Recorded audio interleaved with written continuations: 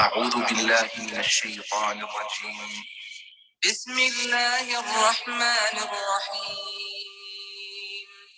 سورة أنزلناها وفرضناها وأنزلنا فيها آيات بينات لعلكم تذكرون. الزانية والزاني فاجلدوا كل واحد منهما 100 جلدة ولا تأخذكم بهما رأفة في دين الله إن كنتم تؤمنون بالله واليوم الآخر وليشهد عذابهما طائفة من المؤمنين. الزاني لا ينكح إلا زانية أو مشركة والزانية لا ينكحها إلا زان أو مشرك وحرم ذلك على المؤمنين. والذين يرمون المحصنات ثم لم يأتوا ب4 شهداء فاجلدوهم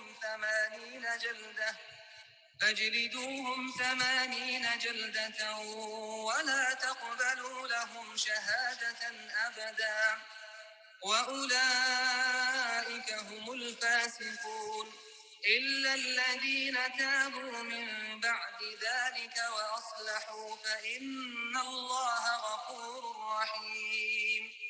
والذين يرمون أزواجهم ولم يكن لهم شهداء إلا أنفسهم فشهادة أحدهم 4 شهادات بالله إنه لمن الصادقين. والخامسة أن لعنة الله عليه إن كان من الكاذبين. ويدرأ عنها العذاب أن تشهد 4 شهادات بالله إنه لمن الكاذبين. والخامسة أن غضب الله عليها إن كان من الصادقين. ولولا فضل الله عليكم ورحمته وأن الله تواب حكيم.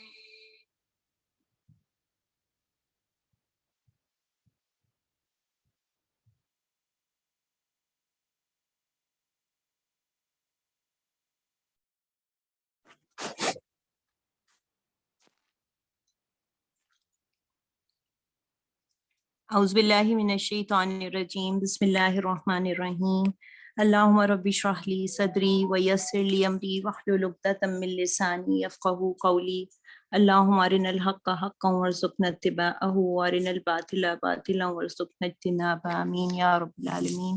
رب زدنا علما رب یسر ولا تؤثر وتمت بالخیر اللهم احسن عاقبتنا في الامور كلها واجرنا من خزي الدنيا وعذاب الاخرة آمین یا رب العالمین۔ السلام علیکم ورحمۃ اللہ وبرکاتہ۔ پیاری بہنوں، آج ہم جس سورہ کا مطالعہ کریں گے وہ ہے سورہ نور۔ سورہ نور جیسا کہ ابھی آپ نے اس کی ایک رکوع کی تلاوت سنی، اب میں آپ کے سامنے اس کا کچھ تعارف رکھتی ہوں۔ اللہ تعالیٰ سے دعا کے ساتھ کہ اللہ تعالیٰ ہماری نیتوں کو اپنے لیے خالص کر لے، ہم اپنی بات کا آغاز کرتے ہیں۔ سورہ نور جو ہے یہ ایک مدنی سورہ ہے۔ نبی کریم صلی اللہ علیہ وسلم کے مدینہ میں آنے کے 6 سال بعد یعنی 6 ہجری میں اس کا نزول ہوا۔ مکی اس سے پہلے مسلسل 14 مکی صورتوں کی ہم مطالعہ کرتے چلے آ رہے ہیں، اور اب یہ ایک مدنی سورہ ہے، اور اس میں ہمیں شریعت کے احکام ملیں گے، معاشرے کے لیے اہم ہدایات ہم پڑھیں گے، اور اس میں آپ ایک عجیب و غریب کمبینیشن دیکھیں گے کہ شروع میں اللہ تعالیٰ کے احکام آ رہے ہیں، آخر میں احکام ہیں، اور درمیان میں توحید کی خوبصورت ایک تمثیل کا بیان ہے، اور اس کے علاوہ 2 اور تمثیلات بھی ہیں۔ حضرت عمر رضی اللہ تعالیٰ عنہ نے اپنے دور خلافت میں اہل کوفہ کے نام خط لکھا کہ اپنی عورتوں کو سورہ نور کی تعلیم دو۔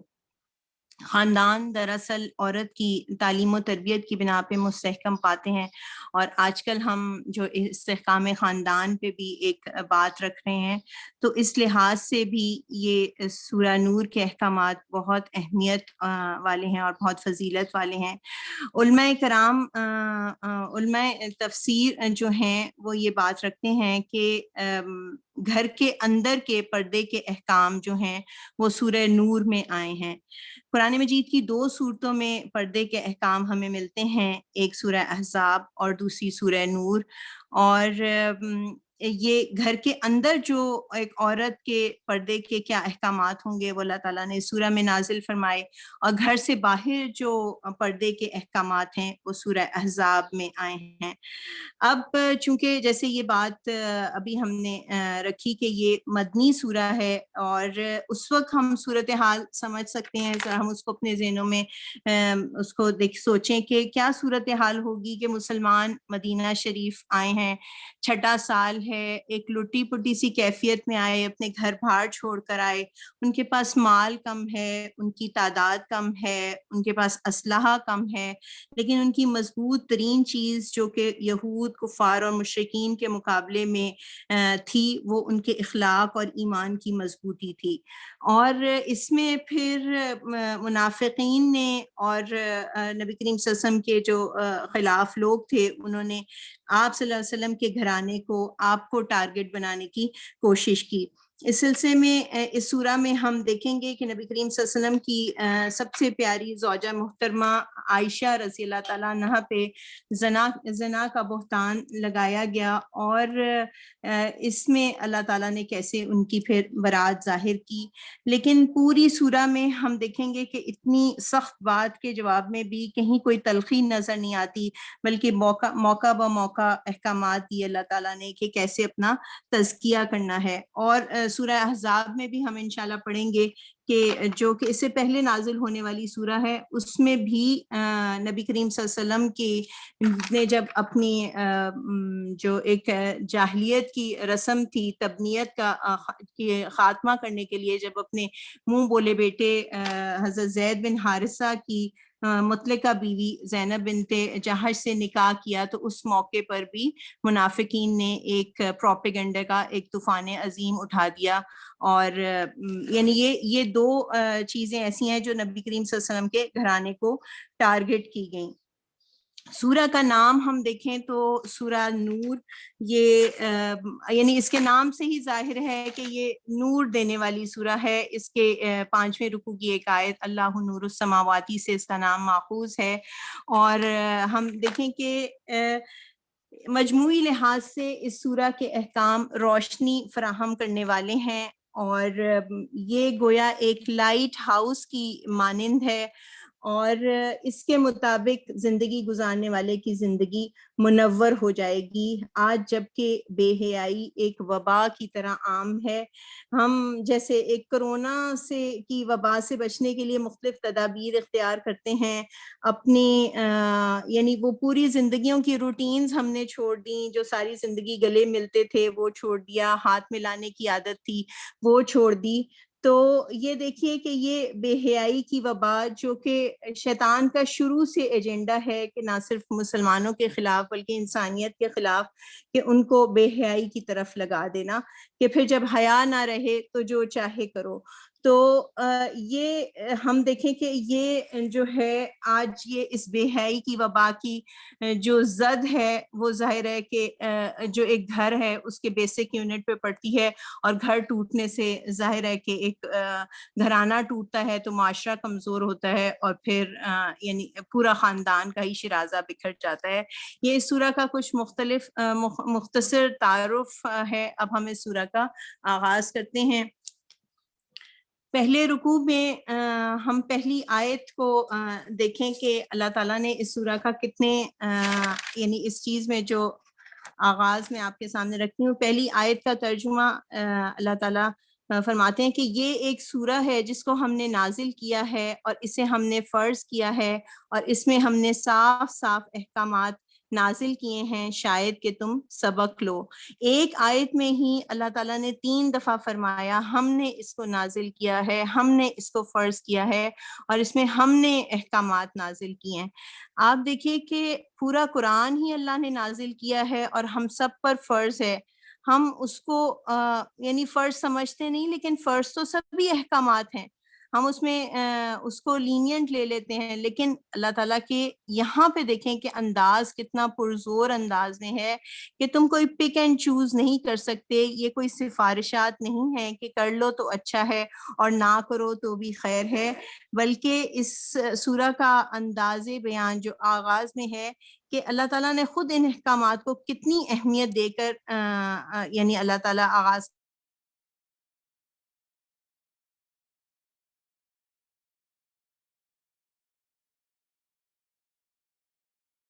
زانیہ عورت اور زانی مرد دونوں میں سے ہر ایک کو 100 کوڑے مارو۔ ان پر طرز کھانے کا جذبہ اللہ کے دین کے معاملے میں تم کو دامن گیر نہ ہو اگر تم اللہ اور روز آخر پر ایمان رکھتے ہو اور ان کو سزا دیتے وقت اہل ایمان کا ایک گروہ موجود رہے۔ یہ پہلا حکم ہے جو کہ اللہ تعالیٰ نے دیا معاشرے کے لیے۔ زنا کی سزا ایک غیر شادی شدہ زانی خواہ وہ مرد ہو یا عورت، اس کے لیے یہ سزا مقرر کی کہ ان کو 100 کوڑے مارے جائیں گے۔ نبی کریم صلی اللہ علیہ وسلم نے احادیث میں وضاحت فرمائی کہ یہ غیر شادی شدہ زانی کی سزا ہے، شادی شدہ زانی کی سزا قرآن میں موجود نہیں ہے، اس سزا کا تذکرہ ہمیں احادیث میں ملتا ہے اور اس کی سزا جو ہے وہ رجم ہے۔ یہ جو سزا ہے اس کے بارے میں ایک اور اہم بات کہ ان کو حدود کہا جاتا ہے۔ ہم کہتے ہیں نا یہ اللہ کی مقرر کی ہوئی حدیں ہیں، یہ اللہ کی قرآن و سنت میں جو بھی سزائیں مقرر کی جائیں وہ حدود کہلاتی ہیں۔ حد ایک آپ نے لفظ سنا ہوگا، ایک حد ہوتا ہے، ایک تعزیر۔ حد ایک مقرر سزا ہے، یعنی ایک سزا جو اللہ کی طرف سے مقرر کی گئی، جو کوئی جرم کے جب ثبوت کی ساری شرائط پوری ہو جائیں تو پھر وہ لازمی دی جائے گی۔ تعزیر وہ سزا ہے جو قانون میں حالات اور سچویشنز کے حساب سے عدالت اس کو چینج کر سکتی ہے۔ اللہ نے ایک حکم دے دیا کہ ان کی سزا یہ مقرر کر دی، اب اس میں کوئی تبدیلی نہیں کر سکتے۔ زنا کا جو معاملہ ہے یہ قابل راضی نامہ نہیں ہے۔ اس سلسلے میں ہمیں ایک واقعہ ملتا ہے کہ نبی کریم صلی اللہ علیہ وآلہ وسلم نے ایک دفعہ نماز پڑھائی تو ایک شخص انیس کھڑا ہوا اور اس نے کہا یا رسول اللہ علیہ وسلم ہمارے مقدمے کا فیصلہ کر دیجئے۔ اس شخص انیس نے کہا کہ ایک صاحب کی طرف اشارہ کیا کہ ان صاحب کا بیٹا میرے گھر کام کرتا تھا اور اس نے میری بیوی کے ساتھ برا کام کیا۔ اس نے ابھی اتنی بات کی تھی کہ وہ صاحب جن کے بیٹے کا معاملہ تھا وہ کھڑے ہو گئے اور اس نے کہا کہ انیس آپ بیٹھ جائیے میں بتاتا ہوں۔ پھر اس نے یہ ذکر کیا کہ میرا بیٹا اس شخص انیس کے پاس کام کرتا تھا، اس نے ان کی بیوی کے ساتھ برا کام کیا اور میں نے انیس کو راضی کرنے کے لیے 100 بکریاں دے دی ہیں۔ اب بات ہم کیا کر رہے ہیں کہ زنا کا مقدمہ قابل راضی نامہ نہیں ہے، جیسے قتل کا مقدمہ جو ہے وہ قابل راضی نامہ ہے، یعنی قرآن میں ہمیں ملتا ہے کہ وہ قصاص دے کے دیت دے کے وہ قتل کا مقدمہ جو ہے وہ معاف ہو سکتا ہے، لیکن نبی کریم صلی اللہ علیہ وسلم نے اس معاملے میں یہ فرمایا جو زنا کی بات ہے، آپ نے فیصلہ سنایا کہ انیس یہ 100 بکریاں واپس کر دو، اور آپ نے دوسرے صاحب سے کہا کہ تمہارا بیٹا غیر شادی شدہ ہے اس کے لیے 100 کوڑے ہیں، اور انیس سے کہا کہ انیس تم گاؤں جاؤ اپنی بیوی کے پاس اور اس سے پوچھو کیا اس نے اپنی مرضی سے زنا کیا ہے، اگر وہ اقرار کرتی ہے تو اسے سنسار کر دو۔ انیس گاؤں گئے اور انہوں نے اپنی بیوی سے جب دریافت کیا تو اس نے کہا ہاں میں نے برضا و رغبت بدفعلی کی ہے، اور ان کو سنسار کر دیا گیا۔ پیاری بہنوں، یہ جو زنا کی سزا اور یہ اتنی سخت سزا جس کو کہا جاتا ہے، اس میں اس کا مقصد جو ہے یہ مقاصد شریعت میں سے نسل اور نسب کے تحفظ سے اس کا تعلق ہے، تاکہ ایک اسلامی معاشرے میں ایمان، شرم و حیا، عزت و آبرو، گھرانے، معاشرے محفوظ رہ سکیں، اور اس کو سخت سزا کہا جاتا ہے۔ اور اس کے تاکہ اہم بات جو کہی گئی کہ ان پر ترس کھانے کا جذبہ اللہ کے دین کے معاملے میں تم کو دامن گیر نہ ہو اگر تم اللہ اور روز آخر پر ایمان رکھتے ہو، یعنی یہ اہم کام جو ہے یہ اگر اس طرح کی چیز ثابت ہو گئی تو کیا جائے گا، اور اس پہ ترس کھانے کا معاملہ یعنی اللہ کے دین کے معاملے میں، اللہ کی شریعت کے معاملے میں، اللہ کے قانون کے معاملے میں تمہارے پیش نظر نہ رہے۔ اب ہم اس کے بارے میں اس کو اگلا حکم کیا آیا کہ اس کو سر عام دیا جائے گا، یہ پبلکلی، اہم بات یہ کہ یہ سزا پبلکلی دی جائے گی۔ یہ سزائیں جو ہیں یہ اسلام کا حصہ ہیں، ان کو بدلنا یا ان پہ تبصرہ کرنا فسق ہے، نفاق کی علامت ہے، اور یہ سزائیں جو ہیں یہ سر عام دی جائیں گی۔ مقصد کیا ہے کہ بہت سے لوگ رک جائیں، عبرت پکڑیں، ہزاروں کو نصیحت حاصل ہو، اور یہ نہیں کہ یہ کوئی کوٹری میں دی جائے سزا یا رات کو دی جائے اور کسی کو پتہ نہیں چلا۔ ایک وقت میں سعودی عربیہ میں یہ تھا کہ جمعے کی نماز کے بعد یہ سزائیں سر عام دی جاتی تھیں، اور پھر اس سے یعنی ایک بہت عبرت والا وہ ایک جو سین تھا وہ ہوتا تھا۔ تو اب ہم اس سلسلے میں اور کچھ تفصیل آپ کے سامنے میں رکھتی ہوں کہ یہ سزائیں جو کہ ایک عمومی ویسٹ میں ان پہ بہت شور ہے کہ یہ جو ہیں یہ بہت ایک ظاہر ہے کہ ایک وحشیانہ سزائیں یا غیر انسانی سزا اس کے کو کہا جاتا ہے۔ آج بدقسمتی سے ہمارے اپنے مسلمان معاشرے میں مسلمان حکمران اور بہت سے لوگ جو کہ نام نہاد مسلمان ہیں لیکن وہ اس چیز پہ شک کرتے ہیں اور اس پہ بہت شرمساری محسوس کرتے ہیں۔ ویسٹ کا تو یہ معاملہ ہے کہ وہاں پہ نسلوں کی پروٹیکشن کی کوئی گارنٹی نہیں، خاندانی سسٹم تباہ ہو گیا ہے، وہاں خالہ، ماموں، چچا اس طرح کے رشتے ہمیں نظر نہیں آتے۔ اسلام کا کیا مقصد ہے؟ یہ اسلام ایک پوری اصلاحی اسکیم دیتا ہے، ایک پورا ایک سسٹم دیتا ہے، اور اس کے ایک جز کے طور پر زنا کی جو سزا ہے وہ مقرر کی گئی ہے۔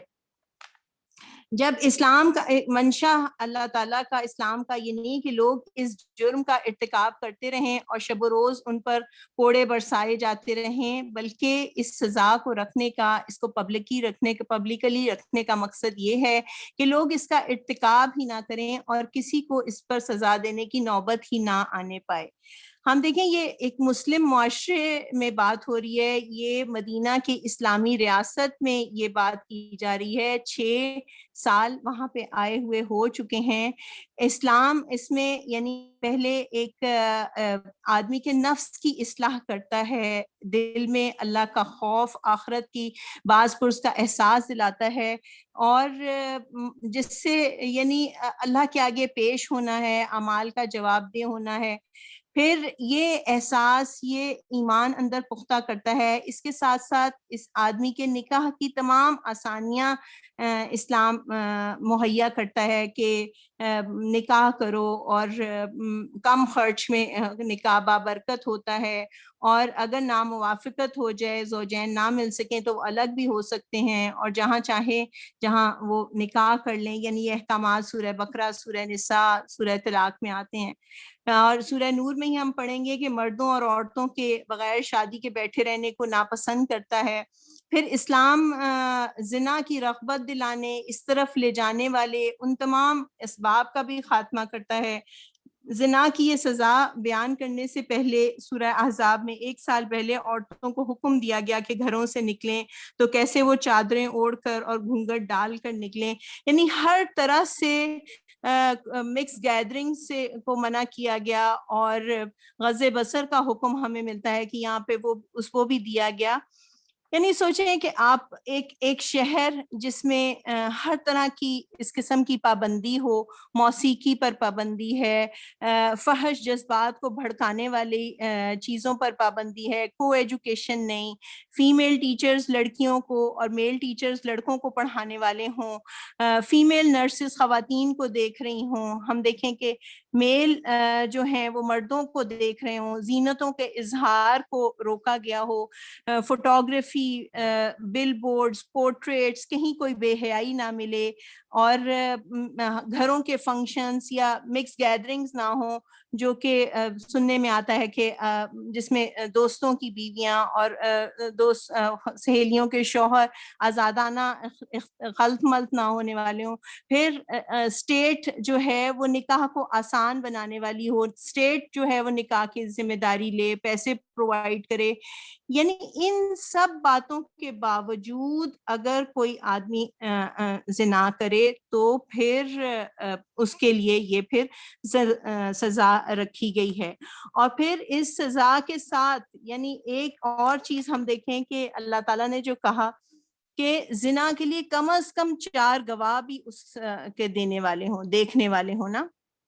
شہادت کے بغیر تو قاضی بھی اپنے محض اپنے علم کی بنا پر فیصلہ نہیں کر سکتا، چاہے اس نے اس گناہ کو ہوتے دیکھا ہو. یعنی 8 آنکھیں جو ہیں وہ اس کام کو دیکھنے والی ہوں.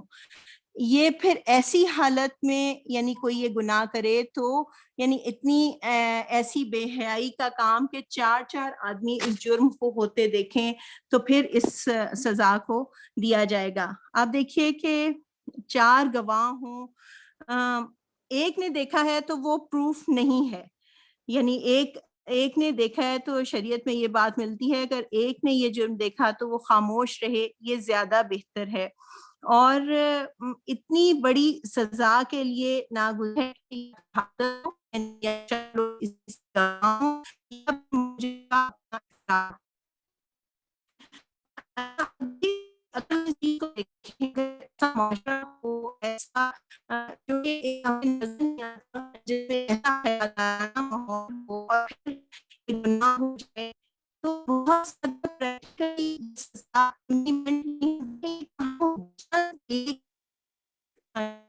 السلام علیکم رابعہ بہن، آپ کی آواز صحیح نہیں آ رہی ہے.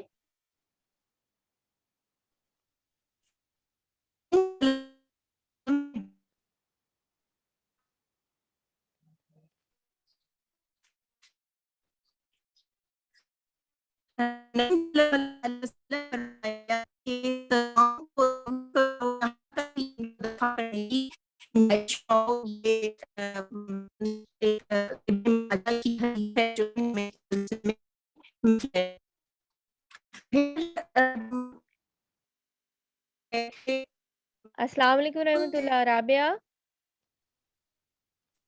رابعہ آپ کی آواز صاف نہیں ہے.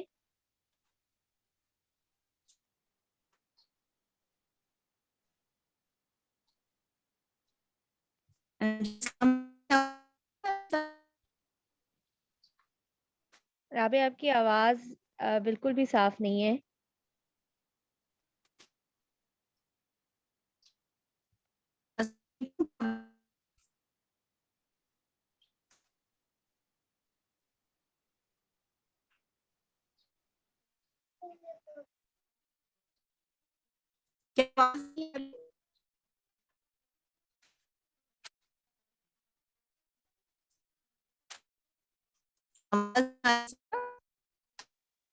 رابعہ ابھی بھی صاف نہیں ہے، کٹ رہی ہے آپ کی آواز.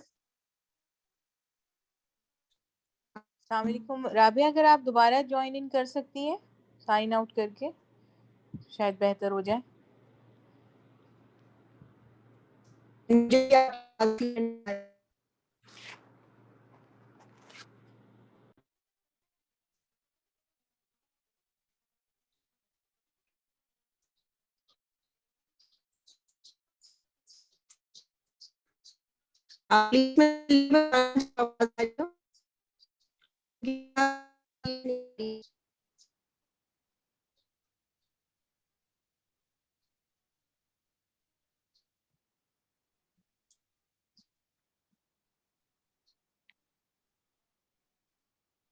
رابعہ ابھی بھی آپ کی آواز نہیں آ رہی ہے.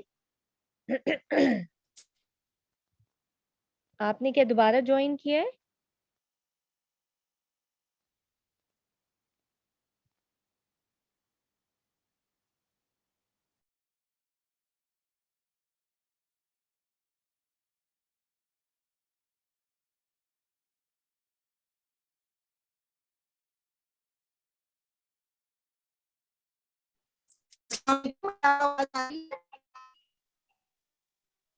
رابعہ آواز تو ابھی بھی ویسی ہی ہے.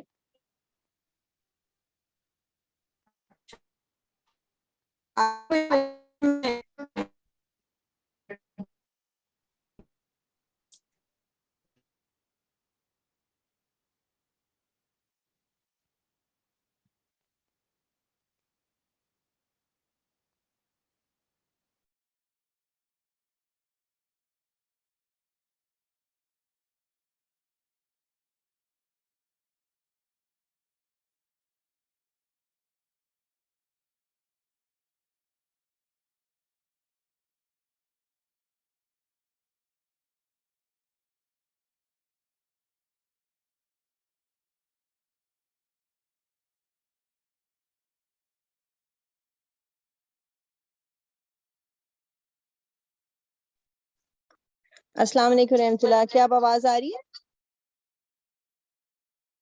جی رابعہ الحمدللہ آواز اب صاف ہے. آپ تھوڑا سا پیچھے سے رابعہ کیجیے گا جہاں سے آپ نے یعنی یہ گواہوں والی وہ بتائی تھی نا کہ 4 گواہیاں ہونی چاہیے، 8 آنکھیں ہوں دیکھنے والی. ذرا یہاں سے آپ ریپیٹ کیجیے. جی ٹھیک ہے. جزاک اللہ خیر. اعوذ باللہ من الشیطان الرجیم.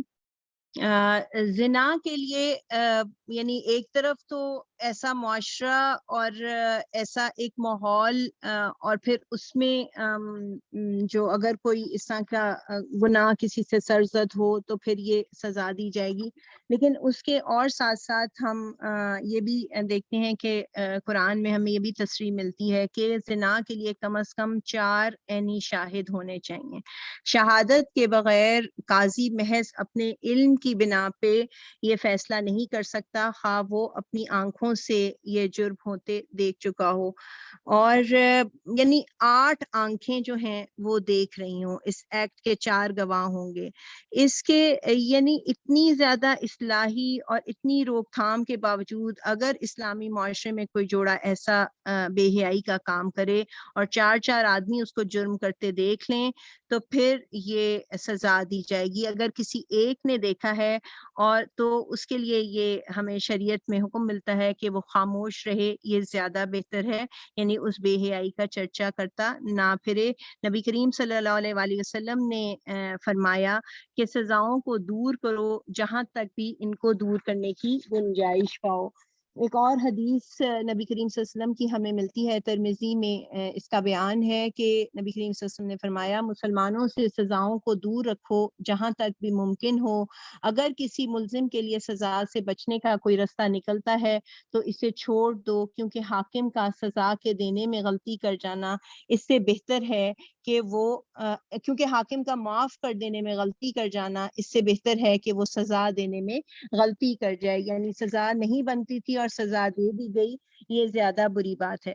شہادت کے علاوہ دوسری چیز جس سے زنا کا جرم ثابت ہو سکتا ہے وہ مجرم کا اپنا اقرار ہے.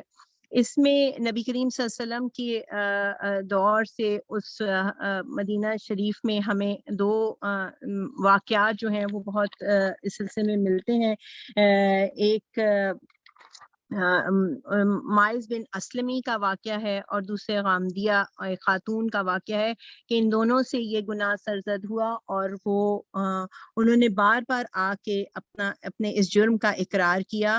جب پہلی دفعہ یہ مائز بن اسلمی آیا اپنے گناہ کے اقرار کے لیے تو نبی صلی اللہ علیہ وسلم نے اس کو واپس بھیجا، اس سے پوری تفصیل پوچھی اور اس کو واپس بھیجا کہ جا تو چلا جا اور اللہ سے معافی مانگ. لیکن ان کے اپنے جرم کی، اس کی اپنے اندر شدت جو احساس تھا اس کی بنا پہ وہ بار بار آیا اور پھر نبی کریم صلی اللہ علیہ وسلم نے اسے رجم کی سزا دی.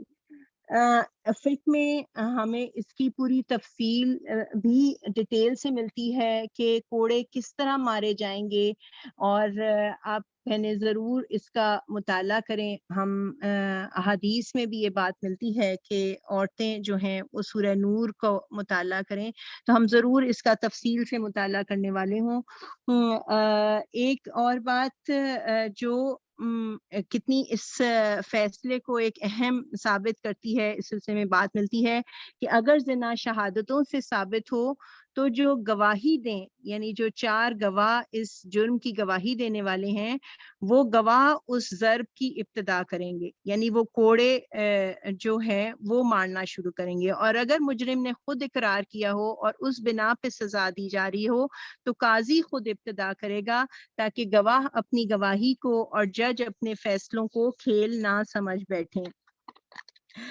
پھر جو ایک بات کہ یہ سزائیں جو ہیں یہ اسلامی حکومت نافذ کروائے گی، یعنی اس کے لیے یہ نہیں کہ لوگ خود سے اس کو دینا شروع کر دیں۔ پھر اس سزا میں جب مجرم کی وفات ہو جائے تو پھر اس سے پوری طرح مسلمانوں کا سا معاملہ کیا جائے گا، اس کو عزت کے ساتھ مسلمانوں کے قبرستان میں دفن کیا جائے گا۔ جب یعنی دنیا میں سزا مل گئی، اب وہ معاملہ صاف ہے آخرت کا۔ نبی کریم صلی اللہ علیہ وسلم نے جب مائز بن مالک جو تھا اسلمی، اس کی وفات ہو گئی، اور نبی کریم صلی اللہ علیہ وسلم نے اس کی نماز جنازہ خود پڑھائی اور اس کو خیر سے یاد فرمایا، اور آپ نے کہا کہ اس کے لیے دعائے مغفرت کرو۔ اس نے ایسی توبہ کی ہے کہ اگر پوری امت پر تقسیم کر دی جائے تو سب کے لیے کافی ہو۔ اور پھر جو غامدیہ تھی، اس نے بھی، وہ خود بھی جو ایک دوسری عورت جس کا یہ واقعہ ملتا ہے، اور وہ بار بار نبی کریم صلی اللہ علیہ وسلم کے پاس آتی تھی کہ مجھے پاک کر دیجئے، مجھے پاک کر دیجئے، اس کو بھی آپ نے زنا، اس کے رجم کی سزا دی۔ اور پھر آپ نے اس کے لیے بھی فرمایا کہ اس نے وہ توبہ کی ہے کہ اگر اس کو تمام اہل مدینہ پر تقسیم کر دیا جائے تو سب کے لیے کافی ہو۔ یہ دیکھیے کہ یہ وہ قانون ہے جو اللہ کا بنایا ہوا لاء ہے، جس کا یہاں پہ ہمیں ذکر ملتا ہے، اور اس میں یہ جو اللہ تعالیٰ نے فرمایا کہ ان پر طرز کھانے کا جذبہ اللہ کے دین کے معاملے میں تم کو دامن گیر نہ ہو، یعنی اس میں کوئی نرمی اور محبت کا جذبہ نہ آئے۔ یہ اللہ کی شریعت ہے اور اس کو نافذ ہو کر رہنا ہے۔ اگر تم اللہ اور روز آخر پر ایمان رکھتے ہو، یعنی مسلمان وہ ہوتا ہے جو ان کرمنل لاز پر ایمان رکھتا ہے۔ یہاں پہ دیکھیں ان لاز کو دین اللہ فرمایا جا رہا ہے، یعنی صرف نماز اور روزہ اور حج اور زکوٰۃ ہی دین نہیں ہے، بلکہ مملکت کا قانون بھی دین ہے۔ دین کو قائم کرنے کا مطلب صرف نماز ہی قائم کرنا نہیں ہے، بلکہ اللہ کا قانون اور نظام شریعت کو قائم کرنا بھی دین ہے۔ اور آپ دیکھیے کہ اس سزا کے بارے میں یہ بھی ایک آئی بات کہ اس میں جو اللہ نے مقرر کر دیا وہی ہوگا، یعنی یہ نہیں کہ 100 کوڑوں سے بڑھ کے ایک کوڑا بڑھا دیا جائے یا 100 کی جگہ 99 کر دیے جائیں۔ نبی کریم صلی اللہ علیہ وسلم کا ارشاد ہے کہ قیامت کے روز ایک حاکم لایا جائے گا جس نے حد میں سے ایک کوڑا کم کر دیا تھا۔ پوچھا جائے گا یہ حرکت تو نے کیوں کی تھی؟ وہ عرض کرے گا آپ کے بندوں پر رحم کھا کر۔ ارشاد ہوگا اچھا تو ان کے حق میں مجھ سے زیادہ رحیم تھا، اور پھر حکم ہوگا لے جاؤ اسے دوزخ میں۔ اور ایک اور حاکم نے حد پر ایک کوڑے کا اضافہ کر دیا ہوگا، اور اس نے وہ عرض کرے گا کہ لوگ نافرمانیوں سے باز رہیں اس لیے اضافہ کیا، تو نبی اللہ تعالیٰ فرمائیں گے اچھا تو ان کے معاملے میں مجھ سے زیادہ حکیم تھا، اور پھر حکم ہوگا اسے لے جاؤ جہنم میں۔ یعنی نمبر بھی اللہ تعالیٰ نے پرفیکشن کے ساتھ دیا ہے، اس کی حکمتیں وہی جانتا ہے۔ اور آج دیکھیے کہ مسلمان معاشروں میں، مسلمان حکمران، مسلمان ممالک میں نہ تو اس قسم کا کوئی کوئی ماحول ہے جو کہ حیا کی طرف حیا پروردہ ماحول ہو، جہاں پہ بلکہ نہ ان گناہوں ان سزاؤں کا کہیں امپلیمنٹ ہے، لیکن کاغذوں میں اور ہماری جو قوانین ہیں اس میں بھی اس کی موجودگی برداشت نہیں ہو رہی، بلکہ بدقسمتی سے پاکستان جو اسلام کے نام پر حاصل کیا کلمہ جس کی بنیاد بنی، وہاں پہ مسلسل اس بات پہ زور ہے کہ اس قانون کو بدل دیا جائے۔ کبھی ہم اقوام متحدہ سے ڈرتے ہیں، کبھی ہم کہ وہ ہم پر پابندی لگا دیں گے، کبھی کسی چیز سے، تو جو مسلمان ہے وہ بس ہم سب یہ سمجھ لیں کہ جیسے نماز، روزہ، حج، زکوٰۃ ایک دین ہے، تو اللہ کا بنائے ہوئے قوانین بھی یہ دین ہے، اور اس پہ پورا ایمان رکھنا اور اس کو صحیح سمجھنا، اور وہ لوگ جو اس کے لیے کوشش کر رہے ہیں کہ جو اس دین کی سربلندی کے لیے جو اجتماعیت ہے ان کے ساتھ جڑ کر رہنا ہمارا فرض ہے۔ اچھا، اب اگلی آیت میں ہم دیکھتے ہیں کہ اللہ تعالیٰ فرماتے ہیں کہ زانی نکاح نہ کرے مگر زانیہ کے ساتھ یا مشرکہ کے ساتھ، اور زانیہ کے ساتھ نکاح نہ کرے مگر زانی یا مشرک، اور یہ حرام کر دیا ہے اہل ایمان پر۔ یہ اس کے فوراً بعد ہی یہ حکم آیا، یہ دوسرا حکم اس سورہ میں، کہ دیکھیں زنا کا اور شرک کا ساتھ ساتھ ذکر ہوا کہ زنا کرنے والا فطرت پہ مطمئن نہیں رہتا، کبھی ادھر منہ مارتا ہے کبھی ادھر۔ اسی طرح جو شرک کرنے والا ہے یہ بھی کبھی ایک در پہ جاتا ہے اور کبھی کسی دوسرے در پہ، تو ان دونوں گناہوں کا ساتھ ساتھ ذکر آیا، اور اس میں ہم مسلمانوں کے لیے یہ رہنمائی موجود ہے کہ خود بھی پاک دامن رہیں اور اپنے لیے پاکیزہ اور پاک دامن رشتوں کی تلاش بھی کریں، اپنے اولادوں کے لیے، اپنے خاندانوں میں جو بھی آپ کے ذریعے یہ کام ہو۔ لیکن ایک غلط فہمی کا اصلاح ازالہ کرنا ضروری ہے کہ کسی سے کوئی غلطی ہو گئی اور اس سے گناہ ہو گیا اور اس نے توبہ کر لی اور اصلاح کا رستہ اپنا لیا اور پاک دامن ہو کے زندگی گزارنا چاہتا ہے، پھر اس کے لیے یہ ممانعت نہیں ہے، یعنی اللہ تعالیٰ توبہ سے اور سچی توبہ سے سارا پچھلا گناہ جو ہے وہ معاف کر دیتا ہے۔ اور آپ یہ اچھا، اس کے بعد جو اگلا حکم ہے، پھر ایک حد کا ذکر آتا ہے اللہ کی مقرر کردہ سزا کا، جو قذف، حد قذف کہلاتی ہے۔ آیت نمبر 3 میں آیت نمبر 4 سے ہم پڑھتے ہیں کہ جو لوگ پاک دامن عورتوں پر تہمت لگائیں پھر 4 گواہ لے کر نہ آئیں، ان کو 80 کوڑے مارو اور ان کی شہادت کبھی قبول نہ کرو، وہ خود ہی فاسق ہیں، سوائے ان لوگوں کے جو اس حرکت کے بعد تائب ہو جائیں اور اصلاح کر لیں کہ اللہ ضرور ان کے حق میں غفور الرحیم ہے۔ یہ جو قانون ہے یہ قانون قذف کہلاتا ہے، یعنی کسی پر زنا کا الزام لگانا اور 4 گواہ نہ لا سکیں اور کوئی پروف نہ لا سکیں، تو اس پہ جو سزا دی جائے گی یہ حد قذف کہلائے گی۔ یہ اس کے لیے جو سزا ہے وہ 80 کوڑے کی سزا، اور یہ اس کا تعلق انسان کی جو عزت ناموس ہے اس کا تحفظ بھی اسلام کے مقاصد شریعت میں سے ہے۔ عورت کی عزت کی بات ہو رہی ہے، مرد پر بھی کوئی اس طرح کا الزام لگائے اور گواہ پیش نہ کر سکے تو اس کے لیے بھی یہی سزا ہوگی۔ ہمارا معاشرہ آج ہم دیکھیں کہ آرام سے لوگ کومنٹس دے دیتے ہیں، سکینڈلز کھڑے کر دیتے ہیں اور زنا کی تہمت لگا دیتے ہیں۔ شریعت کا نفاذ ہو تو 4 گواہ مانگے جائیں گے، یہ پیش نہ کر سکے تو 80 کوڑوں کی سزا ہے۔ اور دیکھیے کہ سزا تو اس وقت ہوگی جب اسلامی اجتماعیت سے سزا وابستہ ہے، یعنی اسلامی عدالت نہیں ہوگی تو ہم دیکھیں کہ یہ والی سزائیں ہمیں کہیں بھی نظر نہیں آتی۔ لیکن سزا ملے یا نہ ملے، اللہ تعالیٰ فرما رہے ہیں اِلَّا الَّذِينَ تَابُوا مِن بَعْدِ ذَلِكَ، توبہ ضروری ہے۔ توبہ اگر توبہ سچی توبہ کی تو وہ قبول ہو گئی تو آخرت کی سزا جو ہے وہ ختم ہوگی، ورنہ تو اخروی معاملہ باقی ہے۔ اور ہم آگے جو واقعہ عفق پڑھیں گے، یعنی اولین معاشرہ مدینہ شریف کا معاشرہ جس میں یہ سزائیں نافذ ہوئیں، جہاں پہ ایک اسلامی نظام حکومت قائم تھا، جس کی آج ہم بات کرتے ہیں کہ ہم بھی مدینہ والی ریاست چاہتے ہیں، تو دیکھیے وہاں پہ اخلاقی تربیت ایسی تھی کہ لوگوں نے خود اپنے آپ کو جرم کے اقرار کے ساتھ پیش کیا۔ حضرت عائشہ کے ساتھ جو بہتان لگایا گیا، ان میں نیک نیت صحابہ کرام سے بھی غلطی ہوئی، وہ بھی منافقین کے پروپیگنڈے سے متاثر ہوئے، جن میں مستہ بن اساسہ اور حمنہ بنت جہش اور حسان بن ثابت رضی اللہ تعالیٰ عنہما کے نام ملتے ہیں۔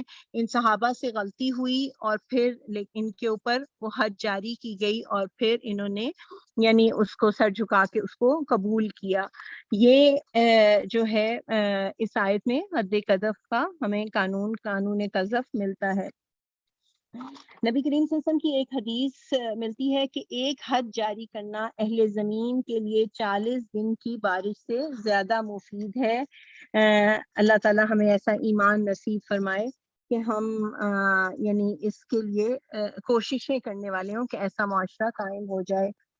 پھر دیکھیے کہ آگے کی جو ملتی ہے اسی سورہ میں جو تیسرا قاعدہ اور قانون ہمیں ملتا ہے، دیکھیے ابھی تک عام بدکاری کے بہتان کی الزام کی بات ہوئی، اب خاص طور پہ ایسا معاملہ اگر شوہر بیوی کے درمیان پیش آئے تو اس کے لیے یہ قاعدہ مقرر کیا گیا جس کو لعان کا قاعدہ کہا جاتا ہے۔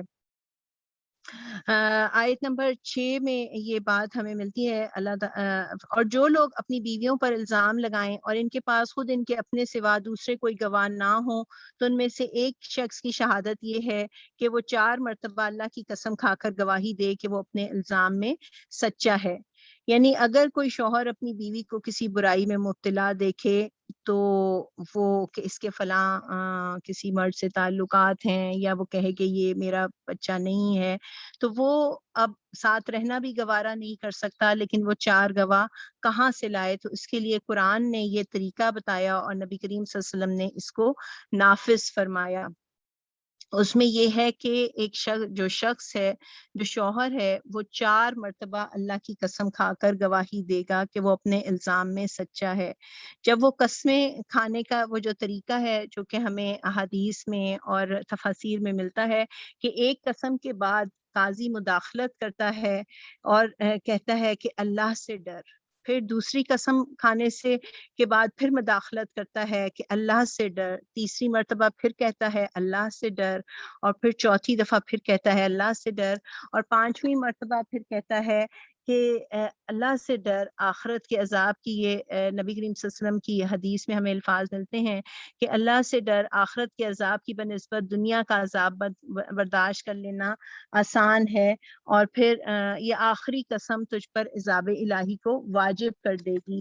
یہ 5ویں قسم ہے۔ اور پھر یعنی اللہ کی قسم کی اہمیت کو ہم سمجھیں کہ جو تکیہ کلام کے طور پہ بھی لوگ استعمال کرتے ہیں کہ یہ اللہ کی قسم کی اہمیت ہے، 4 گواہ نہ لا سکیں تو اللہ کو گواہ کر کے یہ اقرار کرنا ہے، اور پھر یہ وہ قسم کھائے گا۔ اور پھر عورت جس پہ اس نے یہ بات رکھی کہ اس کے اوپر یہ بہتان لگایا یا جو بھی اس کے بارے میں مرد نے قسم کھائی، تو عورت پہ اب رجم کی سزا جو آگے آیت میں ہے، آیت نمبر 8 میں، عورت سے سزا اس طرح ٹل سکتی ہے کہ وہ بھی 4 مرتبہ اللہ کی قسم کھا کر شہادت دے کہ یہ شخص اپنے الزام میں جھوٹا ہے، یعنی وہ بھی اسی طرح قسم کھائے گی، قاضی قسم کے دوران مداخلت کرے گا اور 5ویں مرتبہ وہ کہے گی کہ میرے اوپر اللہ کا غضب ٹوٹے اگر وہ اپنے الزام میں سچا ہو، یعنی اس کا شوہر۔ دیکھیے یہ جو معاملہ ہے، دونوں نے قسم اٹھا لی، اس میں سزا کسی کو نہیں ملے گی۔ اگر ظاہر ہے قسموں کے دوران بیوی اقرار کر لیتی کہ اس نے زنا کیا تو اس پر حد جاری کر دی جاتی، شوہر نے جھوٹا بہتان لگانے کا اقرار کر لے تو اس پہ 80 کوڑوں کی حد جاری کی جائے گی، لیکن چونکہ دونوں نے قسم اٹھا لی اور اپنے آپ کو سچا کہا، اور تو اب سزا کسی کو نہیں ملے گی، معاملہ آخرت پہ چلا گیا۔ اللہ بہتر جانتا ہے کون سچا ہے کون جھوٹا ہے۔ اس معاملے میں دونوں کے درمیان طلاق ہو جائے گی اور نبی کریم صلی اللہ علیہ وسلم نے اس طرح کے معاملات آپ کے سامنے پیش آئے، آپ نے ان کی تفریق کرا دی، یہ دونوں کبھی ایک دوسرے سے نکاح نہیں کر سکتے۔ سوال پیدا ہوتا ہے کہ جو بچہ ہو وہ اس کا کیا ہوگا، تو وہ ماں سے منسوب ہوگا، باپ پہ اس کی ذمہ داری نہیں ہوگی۔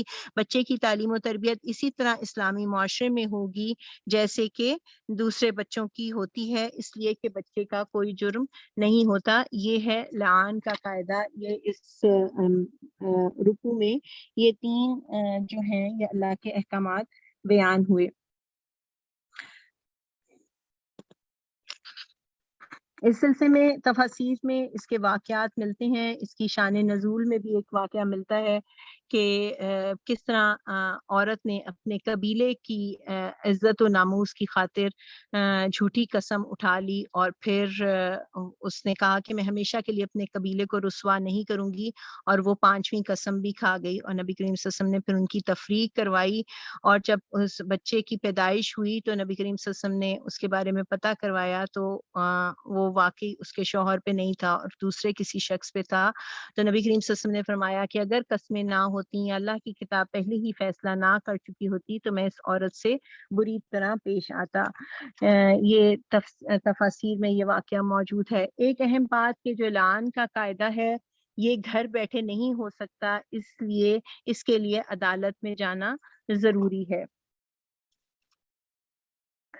اب آیت نمبر 11 سے 26 تک یعنی یہ 2 رکوع میں وہ واقعہ عفق اور اس کی تفصیل، اور جو منافقین نے ام المومنین عائشہ رضی اللہ تعالیٰ عنہ پہ بہتان لگایا، اس کے لیے اللہ تعالیٰ نے خود ان کی طرف سے برات کا اظہار کیا۔ اسے واقعہ عفق کہتے ہیں۔ عفق کے معنی ہیں یعنی بہت بڑا جھوٹ، بہت بڑا بہتان، بات کو الٹ دینا، حقیقت کے خلاف کچھ سے کچھ بنا دینا۔ یہ اس 2 رکوع میں ہمیں یہ واقعہ تفصیل سے یعنی اس کے بارے میں احکامات ملتے ہیں۔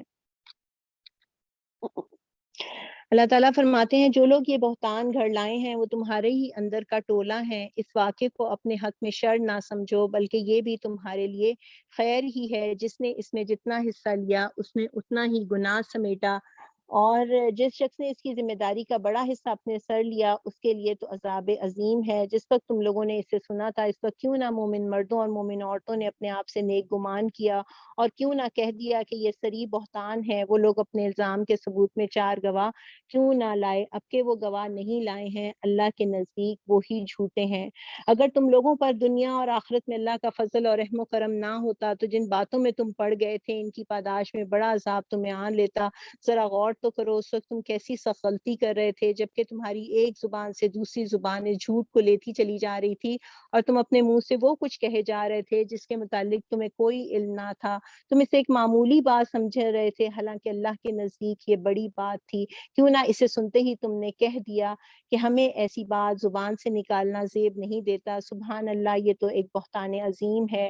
اللہ تم کو نصیحت کرتا ہے کہ آئندہ کبھی ایسی حرکت نہ کرنا اگر تم مومن ہو۔ اللہ تمہیں صاف صاف ہدایات دیتا ہے اور وہ علیم و حکیم ہے۔ جو لوگ چاہتے ہیں کہ ایمان لانے والوں کے گروہ میں فحش پھیلے وہ دنیا اور آخرت میں دردناک سزا کے مستحق ہیں۔ اللہ جانتا ہے اور تم نہیں جانتے۔ اگر اللہ کا فضل اور اس کا رحم و کرم تم پر نہ ہوتا اور یہ بات نہ ہوتی کہ اللہ بڑا شفیق و رحیم ہے تو یہ چیز جو ابھی تمہارے اندر پھیلائی گئی تھی بدترین نتائج دکھا دیتی۔ اے لوگوں جو ایمان لائے ہو، شیطان کے نقش قدم پر نہ چلو، اس کی پیروی کوئی کرے گا تو وہ اسے فحش اور بدی ہی کا حکم دے گا۔ اللہ کا فضل اور رحم و کرم تم پر نہ ہوتا تو تم میں سے کوئی شخص پاک نہ ہو سکتا مگر اللہ ہی جسے چاہتا ہے پاک کر دیتا ہے، اور اللہ سننے والا اور جاننے والا ہے۔ تم میں سے جو لوگ صاحب فضل اور صاحب مقدرت ہیں وہ اس بات کی قسم نہ کھا بیٹھیں کہ وہ اپنے رشتہ دار، مسکین اور مہاجر فی سبیل اللہ لوگوں کی مدد نہ کریں گے۔ انہیں معاف کر دینا چاہیے اور درگزر کرنا چاہیے۔ کیا تم نہیں چاہتے کہ اللہ تمہیں معاف کرے؟ اللہ کی صفت یہ ہے کہ وہ غفور و رحیم ہے۔ جو لوگ پاک دامن بے خبر مومن عورتوں پر تہمتیں لگاتے ہیں ان پر دنیا اور آخرت میں لعنت کی گئی اور ان کے لیے بڑا عذاب ہے۔ وہ اس دن کو بھول نہ جائیں جبکہ ان کی اپنی زبانیں اور ان کے ہاتھ پاؤں ان کے کرتوتوں کی گواہی دیں گے۔ اس وقت اس دن اللہ وہ بدلہ انہیں بھرپور دے دے گا جس کے مستحق ہیں، انہیں معلوم ہو جائے گا اللہ ہی حق ہے، سچ کو سچ کر دکھانے والا۔ خبیث عورتیں خبیث مردوں کے لیے اور خبیث مرد خبیث عورتوں کے لیے ہیں، پاکیزہ عورتیں پاکیزہ مردوں کے لیے ہیں اور پاکیزہ مرد پاکیزہ عورتوں کے لیے۔ ان کا دامن پاک ہے ان باتوں سے جو بنانے والے بناتے ہیں، ان کے لیے مغفرت ہے اور رزق قریب۔ واقعہ عفق جس کی یہ مختصر میں آپ کے سامنے رکھی ہوں، جس کے جو یہ معاملہ پیش آیا تھا کہ نبی کریم صلی اللہ علیہ وآلہ وسلم کا قاعدہ تھا کہ آپ جب سفر پر جاتے تو اپنے ساتھ ایک زوجہ محترمہ کو ساتھ لے جاتے۔ غزوہ بنی مستلق کا یہ واقعہ ہے کہ حضرت عائشہ رضی اللہ تعالیٰ عنہ کے نام قرآن نکلا اور وہ نبی کریم صلی اللہ علیہ وسلم کے ساتھ گئیں۔ واپسی کے سفر پر جب مدینہ کے قریب ہی تھے، ایک جگہ رات کے وقت پڑاؤ ہوا اور رفع حاجت کے لیے گئیں، اور جب پلٹنے لگیں تو انہیں محسوس ہوا کہ ان کے گلے کا ہار ٹوٹ کر گرا ہے، اور وہ اس کی تلاش میں لگ گئیں اور اتنے میں قافلہ روانہ ہو گیا۔ چونکہ اس وقت کھانے پینے کی اور غذا کی کمی تھی اور یعنی ہلکے پھلکے، حضرت عائشہ خود فرماتی ہیں کہ ہم بہت ہلکے پھلکے ہوتے تھے، جو کوچ کے وقت اپنے وہ عہدے میں نہ بیٹھیں اور 4 آدمی جو عہدے کو اٹھانے والے تھے انہیں محسوس نہ ہوا کہ اس میں کوئی نہیں ہے، اور وہ بے خبری میں خالی عہدہ اونٹ پر رکھ کر روانہ ہو گئے۔ عائشہ رضی اللہ تعالیٰ عنہ فرماتی ہیں کہ جب میں ہار لے کر پلٹی تو کوئی بھی نہیں تھا، اور میں چادر اوڑھ کر لیٹ گئی کہ جب وہ لوگ مجھے نہ پائیں گے تو ڈھونڈتے ہوئے واپس آ جائیں گے، اور کہتی ہیں کہ اسی حالت میں نیند آ گئی۔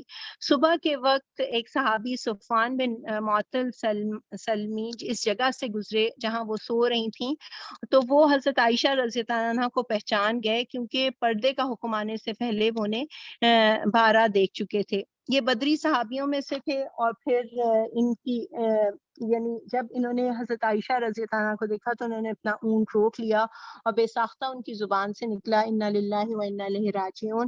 نبی کریم صلی اللہ علیہ وسلم کی بیوی یہیں رہ گئیں۔ بخاری شریف کی روایت میں ملتا ہے یہ بات، حضرت عائشہ فرماتی ہیں کہ میری آنکھ کھل گئی اور میں نے چادر اپنے چہرے پر ڈال لی، انہوں نے کوئی بات نہ کی اور اونٹ لا کر میرے پاس بٹھا دیا اور میں اس پر سوار ہو گئی اور وہ مجھے لے کے روانہ ہو گئے۔ دوپہر کے قریب ہم نے لشکر کو جا لیا اور ابھی ایک جگہ ٹھہرا ہی تھا، اور لشکر والوں کو بھی یہ پتہ بھی نہ چلا تھا کہ میں پیچھے رہ گئی ہوں۔ اس پر بہتان اٹھانے والوں نے بہتان اٹھا دیے، اور ان میں سب سے پیش عبداللہ بن ابی تھا۔ حضرت عائشہ کو خبر نہ تھی کہ ان پر کیا باتیں بن رہی ہیں۔ وہ مدینہ پہنچ کر کہتی ہیں کہ میں بیمار ہو گئی اور 1 مہینے کے قریب پلنگ پر پڑی رہی۔ شہر میں بہتان کی خبریں اڑ رہی تھیں، نبی کریم صلی اللہ علیہ وسلم کے کانوں تک بات پہنچ گئی تھی، مگر انہیں کچھ خبر نہیں تھی، البتہ انہیں یہ چیز کھٹکتی تھی کہ نبی کریم صلی اللہ علیہ وسلم کی توجہ ان کی طرف ویسی نہیں تھی جو بیماری کے زمانے میں ہوا کرتی تھی۔ اور پھر وہ کہتی ہیں کہ میں ان سے اجازت لے کے اپنی والدہ کے گھر چلی گئی تاکہ وہ میری تیمہ داری کر سکیں۔ ایک دن اپنی والدہ کے گھر سے وہ رفع حاجت کے لیے مدینہ کے باہر گئیں۔ اس وقت ظاہرہ گھروں میں بیت الخلاء نہ تھے، وہ لوگ جنگل میں جایا کرتے تھے، تو ان کے ساتھ مستہ بن اساسہ کی والدہ بھی تھیں۔ مستہ جو حضرت ابو بکر کی کزن تھیں، خالہ زاد بہن تھیں، وہ حضرت عائشہ کے ساتھ جب باہر گئیں تو رستے میں ان کو ٹھوکر لگی اور ان کی زبان سے نکلا غارت ہو مستہ۔ عائشہ رضی اللہ عنہا نے فرمایا اچھی ماں ہو جو بیٹے کو کوستی ہو، جو بیٹا بھی وہ جس نے جنگ بدر میں حصہ لیا ہے۔ تو مستہ بن اساسہ کی والدہ نے پھر بتایا کہ بیٹیا کیا تجھے ان باتوں کی خبر نہیں جو شہر میں اڑ رہی ہے، اور پھر ان کے ذریعے حضرت عائشہ کو اس بات کی خبر ہوئی، اور وہ کہتی ہیں کہ یہ سب بات سن کر میرا خون خشک ہو گیا اور میں بھول گئی کس حاجت کے لیے آئی تھی، سیدھی گھر گئی اور رات بھر رو رو کر کاٹی۔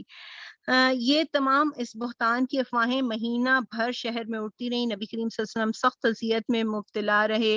عائشہ رضی اللہ عنہا فرماتی ہیں کہ وہ روتی رہیں، والدین بھی سخت رنج و غم میں مبتلا تھے، اور نبی کریم صلی اللہ علیہ وسلم ایک دن تشریف لائے، آپ اس پوری مدت میں کبھی میرے پاس وہ کہتی ہیں نہ بیٹھے تھے، اور ہمیں محسوس ہوا کہ آج کوئی بات ہونے والی ہے۔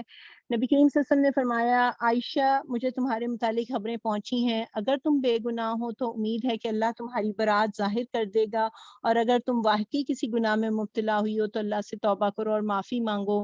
بندہ جب اپنے گناہ کا معترف ہو کر توبہ کرتا ہے تو اللہ معاف کر دیتا ہے۔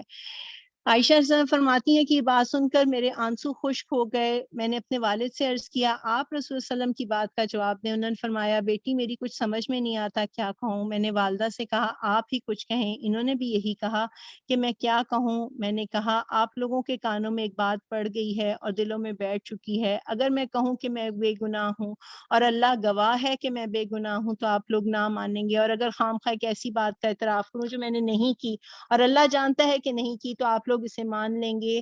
حضرت عائشہ فرماتی ہیں کہ میں نے اس وقت حضرت یعقوب کا نام یاد کرنے کی کوشش کی مگر یاد نہ آیا. آخر میں نے کہا اس حالت میں میرے لیے اس کے سوا اور کیا چارہ ہے کہ وہی بات کہوں جو یوسف کے والد نے کہی تھی فصبر جمیل. فرماتی ہیں کہ میں اپنے دل میں کہہ رہی تھی اللہ ضرور میری بے گناہی سے واقف ہے اور حقیقت کھول دے گا. یہ بات میرے وہم و گمان میں بھی نہیں تھی کہ وہی نازل ہوگی جو قیامت تک پڑھی جائے گی. اور پھر نبی کریم صلی اللہ علیہ وسلم پر وہ کیفیت طاری ہوئی کہ آپ پر وہی کا نزول ہوا. اور کہتے ہیں کہ میرے والدین کا حال یہ تھا کہ کاٹو تو بدن میں لہو نہیں. وہ ڈر رہے تھے کہ دیکھیے اللہ کیا حقیقت کھولتا ہے. جب کیفیت دور ہوئی نبی کریم صلی اللہ علیہ وسلم بہت خوش تھے. آپ نے ہنستے ہوئے پہلی بات جو فرمائی کہ مبارک ہو عائشہ اللہ نے تمہاری برات ظاہر کی. اور اس کے بعد نبی کریم صلی اللہ علیہ وسلم نے یہ آیات پڑھ کر سنائی. رومان ان کی والدہ نے کہا کہ اٹھو اور رسول اللہ کا شکریہ ادا کرو. میں نے کہا نہ میں ان کا شکریہ ادا کرتی ہوں اور نہ آپ دونوں کا بلکہ اللہ کا شکر ادا کرتی ہوں جس نے میری برات نازل فرمائی. دیکھیے حضرت عائشہ کے بھی اپنے انداز سے اور پھر انہوں نے یعنی اللہ نے ان کے لیے یہ آیات نازل فرمائیں. اللہ تعالیٰ فرما رہے ہیں کہ یہ اس واقعے کو اپنے حق میں شر نہ سمجھو بلکہ یہ بھی تمہارے لیے خیر ہی ہے. یعنی دیکھیں حضرت عائشہ کو کیسے سرٹیفائیڈ پوزیشن مل گئی. منافقین کی منافقت کھل کے سامنے آ گئی. ان کا پول کھل گیا. ایمان والوں کو مسلم سوسائٹی کے لیے اہم ہدایات مل گئیں.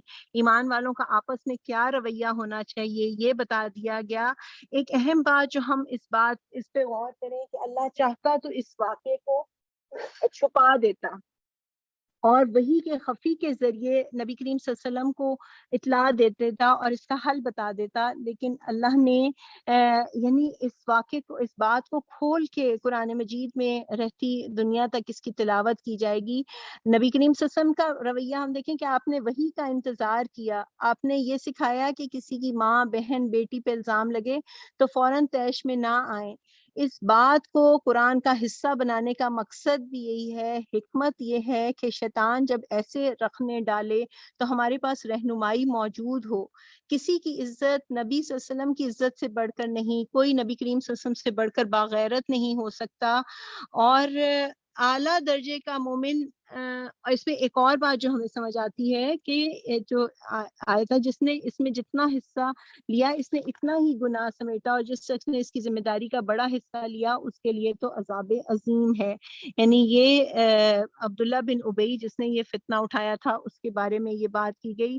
اور مومنین صالحین جن کا پہلے ذکر کیا کہ وہ بھی اس پروپیگنڈا کی زد میں آ گئے. اور یعنی خطا مومن سے بھی ہو سکتی ہے. اعلیٰ درجے کا وہ مومن وہ نہیں جس سے خطا ہی نہ ہو. لوگوں سے غلطی ہوئی اور پھر انہوں نے یعنی اس کا سر جھکا کے سزا کو قبول کیا. ان تینوں نے یہ نہیں کہا کہ ہم سے تو بڑی قربانیاں دی تھیں ہماری رشتہ داریاں ہیں اور انہوں نے 80 کوڑے قبول کیے اور قذف کی سزا انہیں دی گئی. اور اس میں دیکھیے کہ ایک اہم بات جو مسلم معاشرے کے لیے آئی آیت نمبر 12 میں تم نے اسے سنا تھا اس وقت کیوں نہ مومن مردوں اور مومن عورتوں نے اپنے آپ سے نیک گمان کیا اور کہا کہ یہ تو سری بہتان ہے. یعنی تم لوگوں کو سوچنا چاہیے تھا کہ کون سا گھرانہ ہے. ام المومنین ہے, نبی کریم صلی اللہ علیہ وسلم کی زوجہ محترمہ ہیں, ابو بکر کی بیٹی ہیں. یعنی اس وقت کا یہ واقعہ ملتا ہے کہ حضرت ایوب انصاری نے جب اپنی بیوی سے ان افواہوں کا ذکر کیا تو وہ کہنے لگے ایوب کی ماں اگر تم عائشہ کی جگہ اس موقع پر ہوتی تو کیا ایسا فعل کرتی. وہ بولی خدا کی قسم میں یہ حرکت کبھی نہ کرتی. ابو ایوب انصاری نے فرمایا تو عائشہ تو تم سے بہت بہتر ہے اور اگر میں صفوان کی جگہ ہوتا تو اس طرح کا خیال نہ کر سکتا تھا. تو صفوان تو مجھ سے بہت اچھا مسلمان ہے. یعنی مسلمانوں کا اس طرح منافقین جو چاہتے تھے نتیجہ اس کے برعکس نکلا، اور مسلمانوں کا اخلاقی جو تھا پہلو وہ اور نمایاں ہو گیا۔ ہمارے لیے بھی اس میں بہترین رہنمائی موجود ہے کہ ہم سب مسلمان بہن بھائی جب آپس میں ایک معاشرے میں خاندانوں میں رہتے ہیں تو مسلمان کا بھائی ہے، کوئی بری بات سامنے آئے تو پہلا ریئیکشن کیا ہو کہ اچھا گمان کرو، کیوں نہ کہہ دیا کہ یہ سری بہتانہ، یعنی مومن ایک دوسرے کے بارے میں نیک گمان رکھے گا، چھوٹی چھوٹی بات پہ رائی کا پہاڑ بنانے والا نہیں ہوگا۔ قرآن اس نفسیات کا ذکر کرتا ہے کہ کسی کے بارے میں بات کرنے کو ہلکا نہ سمجھو، بی سیریس۔ جو آیت نمبر 15 میں آتا ہے، ذرا غور کرو تم کیسی سخت غلطی کر رہے تھے جبکہ تمہاری ایک زبان سے دوسری زبان اس جھوٹ کو لیتی چلی جا رہی تھی، یعنی تم سن کے اس میسج کو فارورڈ کر رہے تھے، سنا آپ نے اور اس بات کو آگے بڑھا رہے تھے۔ تو اللہ تعالیٰ فرما رہے ہیں کہ یہ ہلکی بات نہیں ہے۔ نبی کریم صلی اللہ علیہ وسلم کی حدیث ہمیں ملتی ہے کہ آدمی کے جھوٹا ہونے کے لیے اتنا کافی ہے کہ سنی سنائی بات کو بغیر تحقیق کے آگے بڑھا دے۔ تو واقعہ ایف جو ہے اس نے یہ بات سمجھا دی کہ مسلمان معاشرے میں شیطان کسی سے بھی بہتان طرازی کروا سکتا ہے۔ رویہ کیا ہونا چاہیے کہ اشتعال جذبات میں نہیں آنا، پوری تحقیق کرنی ہے، اور سزا کا جو فیصلہ ہے وہ اجتماعیت اسلامی ریاست کرتی ہے، فرد کو سزا دینے کا حق نہیں ہے۔ یعنی اگر فرد جب اس قسم کی سزائیں دیتے ہیں تو انتقام کا ایک سلسلہ شروع ہو جاتا ہے۔ پھر اللہ تعالیٰ آگے یعنی اس بات پہ فرما رہے ہیں آیت نمبر 16 میں، سبحانک ھذا بہتان العظیم، یعنی تمہارا رویہ کیا ہونا چاہیے تھا، تمہیں تو فوراً یہ بات زبان سے نکالنی زیب نہیں دیتی، یعنی اللہ جو بے عیب اللہ ہے وہ یہ گواہی دے رہا ہے، ھذا بہتان العظیم، یعنی ہم دیکھیں یہ کتنی خوبصورت بات ہے۔ خاندانوں میں بھی یہ معاملات پیش آتے ہیں، ہم بات کوئی ایسی سامنے آئے تو اپنے دل کو بھی صاف رکھنا ہے، نیک گمان بھی کرنا ہے، کوئی دوسرا ایسی بات کرے تو اس کو بھی اچھے گمان کی طرف لے کر جانا، اس میں یہ ہمیں ہدایت ملتی ہے۔ اللہ تعالیٰ ہمارے گھرانوں کی حفاظت فرمائے، یعنی یہ چھوٹی سی زبان جو کینچی کی طرح چل کے کس طرح آگ لگا دیتی ہے، یہ اس چیز کو کنٹرول رکھنا ہے۔ پھر آگے دیکھیے یہ حکم ملتا ہے کہ جو لوگ چاہتے ہیں کہ ایمان والوں کے گروہ میں فحش پھیلے وہ دنیا اور آخرت میں دردناک سزا کے مستحق ہیں۔ بات اگر اس وقت کا ہم شان نزول اس وقت دیکھیں، امت کی ماں پہ تہمت لگائی گئی، ہر طرف اس کی بات ہو رہی ہے، اللہ تعالیٰ کیسے غضبناک ہیں، اللہ تعالیٰ کو یعنی یہ بات کتنی، اللہ تعالیٰ بار بار اس چیز سے منع فرما رہے ہیں، اور اللہ جانتا ہے اور تم نہیں جانتے۔ یعنی آپ دیکھیے کہ ہمارے معاشرے میں آج جو معاملات چل رہے ہیں، اگر دیکھیں ماحول کا جائزہ لیں، یہ آیت بے حیائی پھیلانے والوں کے حوالے سے شدید ایک بات ہے کہ یہ آیت نمبر 19 میں کہ دردناک سزا کے مستحق ہیں۔ آج جب ہم اپنے ارد گرد دیکھتے ہیں گناہوں کی کھلی دعوت ہے، برے معاملات اوپن نظر آتے ہیں، مارکیٹنگ کے نام پہ، ایڈورٹیزمنٹ کے نام پہ، شوبز کے نام پہ، بے پردہ عورتیں، آزادانہ میل جول، شادی بیاہ کے فنکشنز کے نام پہ، فلمیں ڈراموں کے نام پر، ہم دیکھیں کہ یہ کیا چل رہا ہے۔ میڈیا دیکھیں ان حرکتوں پہ یعنی اللہ کا کیا غضب بھڑکتا ہوگا۔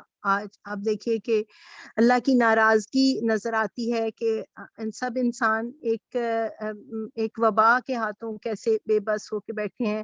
آج ہم دیکھیں کہ گھروں میں کیا حالات ہیں، ڈریس کوڈ کیا ہے، اسکرینز کا کیا حال ہے، اسکولوں کا کیا ماحول ہے، عورت مارچ کے نعرے دیکھیں اور ان کے حلیے دیکھیں، ہمارے بچے بچیاں کس ماحول میں تعلیم حاصل کرنے جاتے ہیں، یعنی یہ سب یعنی یہ دیکھیے کہ کیا یہ سب فحش پھیلانے کی جو ایک مہم سی گویا جاری ہے، یہ اللہ کو کتنی ناراض کرنے والی چیزیں ہیں۔ پھر ایز اے کمیونٹی ہم اپنی گفتگویں دیکھیں کہ فلاں کا فلاں سے افیئر چل رہا ہے، یعنی یہ 80 کوڑوں کی سزا کی بات ہے اگر ثبوت نہ لائے۔ اس سے بہت سی خرابیوں میں انسان مبتلا ہو جاتا ہے، غیبت، جھوٹ، بدگمانی، تجسس۔ میرا کرنے کا کام کیا ہے کہ میں دیکھوں کیا میری گفتگو، میرا گھر، میرا لباس، میرے گھر میں آنے والے میگزینز، میڈیا پہ چلنے والے ڈرامے، فنکشنز، کیا کسی جگہ یہ فحش پھیلانے کا ذریعہ تو نہیں؟ یہ ہم سب کے جائزہ لینے کی بات ہے۔ اور پھر شیطان کا کیا طریقہ کار ہے؟ آیت نمبر 21 میں اللہ تعالیٰ فرماتے ہیں کہ وہ اے لوگوں جو ایمان لائے اور شیطان کے نقش قدم پر نہ چلو، اس کے نقش قدم پہ چلو گے تو وہ تو بے حیائی اور فحش ہی کا حکم دے گا۔ اس کا پہلا وار ہی یہ تھا کہ انسان کو بے لباسی پہ، بے حیائی پہ لگا دے، اور عفت و پاک دامنی کے خلاف جو سب باتیں ہیں یہ سب شیطان کے حملے ہیں۔ اور اگر اللہ کا فضل اور اس کا رحم و کرم تم پر نہ ہوتا تو لوگ میں سے کوئی شخص پاک نہ ہو سکتا، مگر اللہ ہی جسے چاہتا ہے پاک کر دیتا ہے۔ یعنی کسی کے بارے میں کوئی بات علم میں آئے تو جہاں اس کو ہم ڈھانک کے رکھنے والے ہوں، اس کا چرچا نہ کریں، بلکہ شکر ادا کرنے والے ہوں کہ اللہ نے ہمارے کتنے پردے رکھے ہوئے ہیں۔ اللہ تعالیٰ جیسے دنیا میں عزت کے ساتھ اور پردہ پوشی کے ساتھ رکھا ہے، اللہ تعالیٰ آخرت میں بھی ایسے ہی معاملہ فرمائے، آمین۔ اب دیکھیے اسی واقعے میں آگے ہمیں ایک حضرت ابو بکر کا طرز عمل ملتا ہے کہ اللہ تعالیٰ فرماتے ہیں کہ جب انہوں نے جب یہ معاملہ پیش آیا اور مصطح بن اساسہ کی جو والدہ تھیں انہوں نے بتایا اور مصطح بن اساسہ نے اس پروپیگنڈے میں حصہ لیا، تو حضرت ابو بکر نے ارادہ کیا اب وہ ان کی مدد نہیں کریں گے۔ یعنی اللہ تعالیٰ فرماتے ہیں کہ تم میں سے جو لوگ صاحب فضل اور صاحب مغفرت ہوں وہ اس بات کی قسم نہ کھا بیٹھیں کہ وہ رشتہ دار، مسکین اور مہاجر فی سبیل اللہ لوگوں کی مدد نہ کریں گے۔ ان کے کزن میں یہ تینوں باتیں تھیں، وہ رشتہ دار بھی تھے، وہ مسکین بھی تھے، اور وہ ہجرت بھی کر آئے تھے۔ اللہ تعالیٰ فرماتے ہیں کہ انہیں معاف کر دینا چاہیے۔ اب دیکھیں یہاں اللہ کا ایک سوال آیا آیت 22 میں، کیا تم نہیں چاہتے کہ اللہ تمہیں معاف کرے؟ اور حضرت ابو بکر کا جب یہ آیت نازل ہوئی تو آپ نے فوراً فرمایا بلا واللہ انا نحب ان نغفر لنا یا ربنا، واللہ اللہ ہم ضرور چاہتے ہیں آپ ہماری خطاؤں کو معاف کر دیں۔ یعنی دین اینڈ دیئر قرآن پہ عمل کا یہ معاملہ ہے، اور پھر آپ نے فوراً مصطح بن اساسہ کی مدد شروع کر دی اور پہلے سے زیادہ ان پر احسان کرنے لگے۔ کیا ہم ابھی سوچیں، کیا ہم چاہتے ہیں اللہ ہمیں معاف کرے؟ تو میرا اور آپ کا کیا جواب ہوگا؟ Y not? اللہ تعالیٰ ہم تو یہی چاہتے ہیں۔ تو یہ ایک آیت ہمیں کیا لیسن دیتی ہے کہ ابو بکر جو کہ جنتی ہیں، جنہیں جنت کی بشارت مل چکی ہے، وہ 2 میں کا دوسرا تھے، غار ثور کے ساتھی تھے، وہ امت کے ایمان میں سب سے بڑے ہوئے ہیں، وہ کہتے ہیں ہم چاہتے ہیں کہ اللہ ہمیں معاف کرے۔ دیکھیں ان کی بڑائی تھی کہ انہوں نے بتایا کہ میں نے یہ سوچا تھا۔ انہوں نے ابھی یعنی وہ امداد بند نہیں کی تھی، انہوں نے اپنی کسی کمزوری کو چھپایا بھی نہیں، وہ سمجھتے تھے کہ معاملہ اللہ کے ساتھ ہے۔ کتنے سچے لوگ تھے! یعنی یہ یہاں پہ وہ بندہ جس کو جنت کی بشارت مل گئی ہے وہ اپنا تزکیہ کر رہا ہے، اور یعنی ایک آیت کو سن کر ہم بھی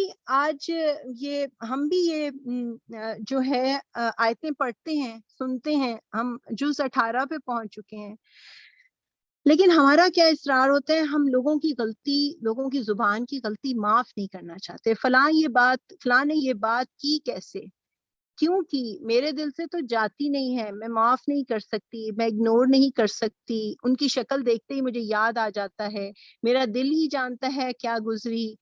اور آپ دیکھیے یہاں کیا معاملہ، ایک باپ ہے، اس کی بیٹی پہ زنا کی تہمت ہے۔ بیٹی کون ہے؟ عائشہ رضی اللہ تعالیٰ عنہا۔ بہتان لگانے میں وہ شخص بھی شامل ہے جو ان کا ڈیپینڈنٹ ہے، وہ دل میں سوچتے ہیں، زبان سے بھی انہوں نے کچھ نہیں کہا، نہ امداد روکی ہے۔ ہم سب بھی اس پہ اپنا جائزہ لینے والے ہوں کہ یہاں یعنی ہم کہتے ہیں نا کہ اتنا تو ہمارا حق ہے، اللہ نے کہا ہے برابر برابر کا معاملہ کر سکتے ہو، یہاں حق نہ حق کی بات نہیں ہو رہی، بات یہ ہے کہ آپ اللہ سے کیا ایکسپیکٹ کر رہے ہیں۔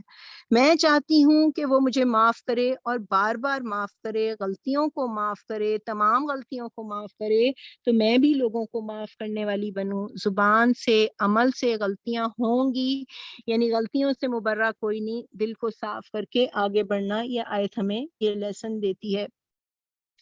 پھر دوبارہ سے یہی بات کہ پاک دامن مومن بے خبر عورتوں پر تہمتیں لگانے پر اللہ کی لعنت کی گئی۔ اللہ تعالیٰ کہہ رہے ہیں خوف اس دن کا ہونا چاہیے جبکہ ان کی اپنی زبانیں اور ان کے اپنے ہاتھ پاؤں ان کے کرتوتوں کی گواہی دیں گے۔ دیکھیے کہ اس جگہ پہ 3 اوضاع کی گواہی کی بات آئی کہ زبانیں، ہاتھ اور پاؤں یہ گواہی دیں گے۔ قرآن میں ہمیں 6 اوضاع کی گواہی کا ذکر ملتا ہے۔ سورہ یاسین میں ہاتھ پاؤں کی گواہی کا ذکر، اور سورہ حامیم سجدہ میں 20 اور 21 آیت میں آنکھ، کان اور کھالوں کی گواہی کا ذکر۔ قرآن مجید میں 6 اوضاع ہیں جن کی گواہی کا ذکر ہمیں ملتا ہے کہ وہ انسان کے خلاف گواہی دیں گے۔ اللہم حاسبنا حسابا یسیرا۔ اور پھر اگلی آیت جو کہ خبیث عورتیں خبیث مردوں کے لیے ہیں، اور یعنی یہ قانونی قاعدہ نہیں بتایا جا رہا کہ اس کی شادی اس سے ہو ہی نہیں سکتی، ایسا معاملہ پیش آ جاتا ہے، لیکن کیا بات بتائی جا رہی ہے کہ کوئی برا آدمی شریف عورت کے ساتھ کمفرٹیبل نہیں رہ سکتا، اور کوئی شریف آدمی کسی بری عورت کے ساتھ یعنی گزارا نہیں کرتا، اور مکھی جو ہے وہ گندگی پہ ہی بیٹھنا پسند کرتی ہے۔ اور اللہ تعالیٰ فرما رہے ہیں کہ ان کا دامن پاک ہے ان باتوں سے جو بنانے والے ہیں۔ یعنی پھر اللہ تعالیٰ وہی بات کہ تم بہتان کس پہ لگا رہے ہو، نبی کریم صلی اللہ علیہ وسلم کی زوجہ پر جو کس کے نکاح میں ہے۔ نبی کریم صلی اللہ علیہ وسلم کے نکاح میں حضرت عائشہ کی گواہی اللہ تعالیٰ نے خود دی۔ یہ 2 رکوع حضرت عائشہ رضی اللہ عنہ کی عزت و اکرام کے لیے کی شان میں یہ نازل فرمائے۔ پھر آپ دیکھیے کہ اگلے رکوع میں یہ بات آ رہی ہے کہ گھر میں داخلے کے احکام کیا ہیں۔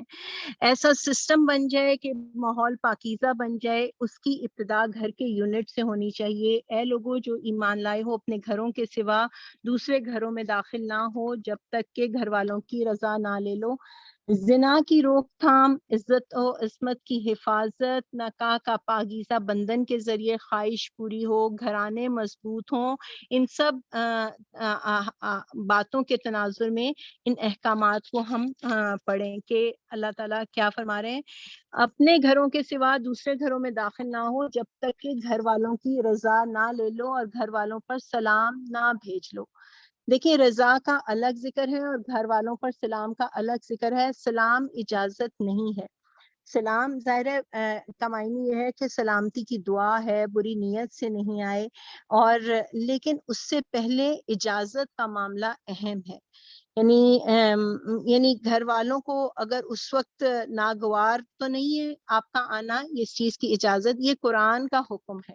توقع ہے کہ تم اس کا خیال رکھو گے، پھر اگر وہاں کسی کو نہ پاؤ تو داخل نہ ہو جب تک کہ تم کو اجازت نہ دے دی جائے۔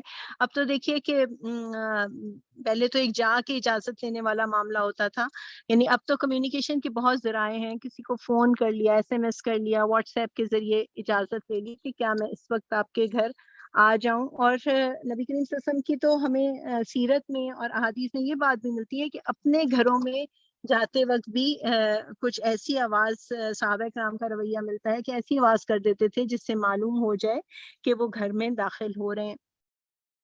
پھر فرمایا کہ اور اگر تم سے کہا جائے کہ واپس چلے جاؤ تو واپس ہو جاؤ، یہ تمہارے لیے زیادہ پاکیزہ طریقہ ہے۔ آیت نمبر 28 میں اس کا تذکرہ ہے کہ ہوا ازکا لکم، یہ تمہارے لیے زیادہ پاکیزہ ہے۔ اگر کوئی آپ نوک کریں یا کال کریں اور کوئی کہہ دے کہ ابھی آپ واپس چلی جائیں یا ابھی میں بزی ہوں آپ نہ آئیں، تو ہم دیکھیں ہمارے دل کی کیا کیفیت ہوتی ہے نا کہ آئندہ تو کبھی شکل نہیں دکھاؤں گی، انہوں نے یہ کیسے کہہ دیا، آئندہ کبھی نہیں جاؤں گی۔ ہوا، اللہ تعالیٰ کہہ رہے ہیں ہوا ازکا لکم، یہ تمہارے لیے زیادہ پاکیزہ ہے۔ اللہ نے پرائیویسی کو بہت پروٹیکٹ کیا ہے۔ یعنی کسی وقت اس کے کیا مسائل ہو سکتے ہیں، کون کس حالت میں ہو سکتا ہے، کوئی کمٹمنٹس ایسی ہو سکتی ہیں کہ کوئی نہیں اس وقت ملاقات کر سکتا، تو اس سے برا نہیں منانا چاہیے۔ آپ دیکھیے کہ کتنا اللہ کا خوبصورت کلام ہے، کبھی زمین آسمان کی باتیں ہوتی ہیں، کبھی کائنات کی نشانیاں ہیں، کبھی جہاد و قتال کا ذکر ہے، کبھی معیشت ہے، کبھی معاشرت ہے، کبھی قانون وراثت کا ذکر ملتا ہے، کبھی ایمبریولوجی انیٹمی پڑھتے ہیں، کبھی ہماری یہ روزمرہ کی باتیں ہیں۔ دیکھیں کیسے ڈیلی روٹینز کی بھی اللہ تعالیٰ نے ہماری ڈیٹیل سے اصلاح فرمائی ہے نا, ہم اس وقت وہ پڑھ رہے ہیں, اللہ تعالیٰ کہہ رہے ہیں جو کچھ تم کرتے ہو اللہ جانتا ہے, البتہ تمہارے لیے اس میں کوئی مذائقہ نہیں ہے کہ ایسے گھروں میں داخل ہو جاؤ جو کسی کے رہنے کی جگہ نہ ہو. یعنی ذاتی اور پرائیویٹ اور پبلک پلیسز کا فرق یہاں بتایا جا رہا ہے. یعنی ایسے جگہیں جو کہ پبلک پلیسز ہیں, اسکول, بینک, ہاسپٹل, ادارے, پاسپورٹ آفس, یعنی دروازے کھلے ہوتے ہیں, اس میں اجازت کی ضرورت نہیں ہے.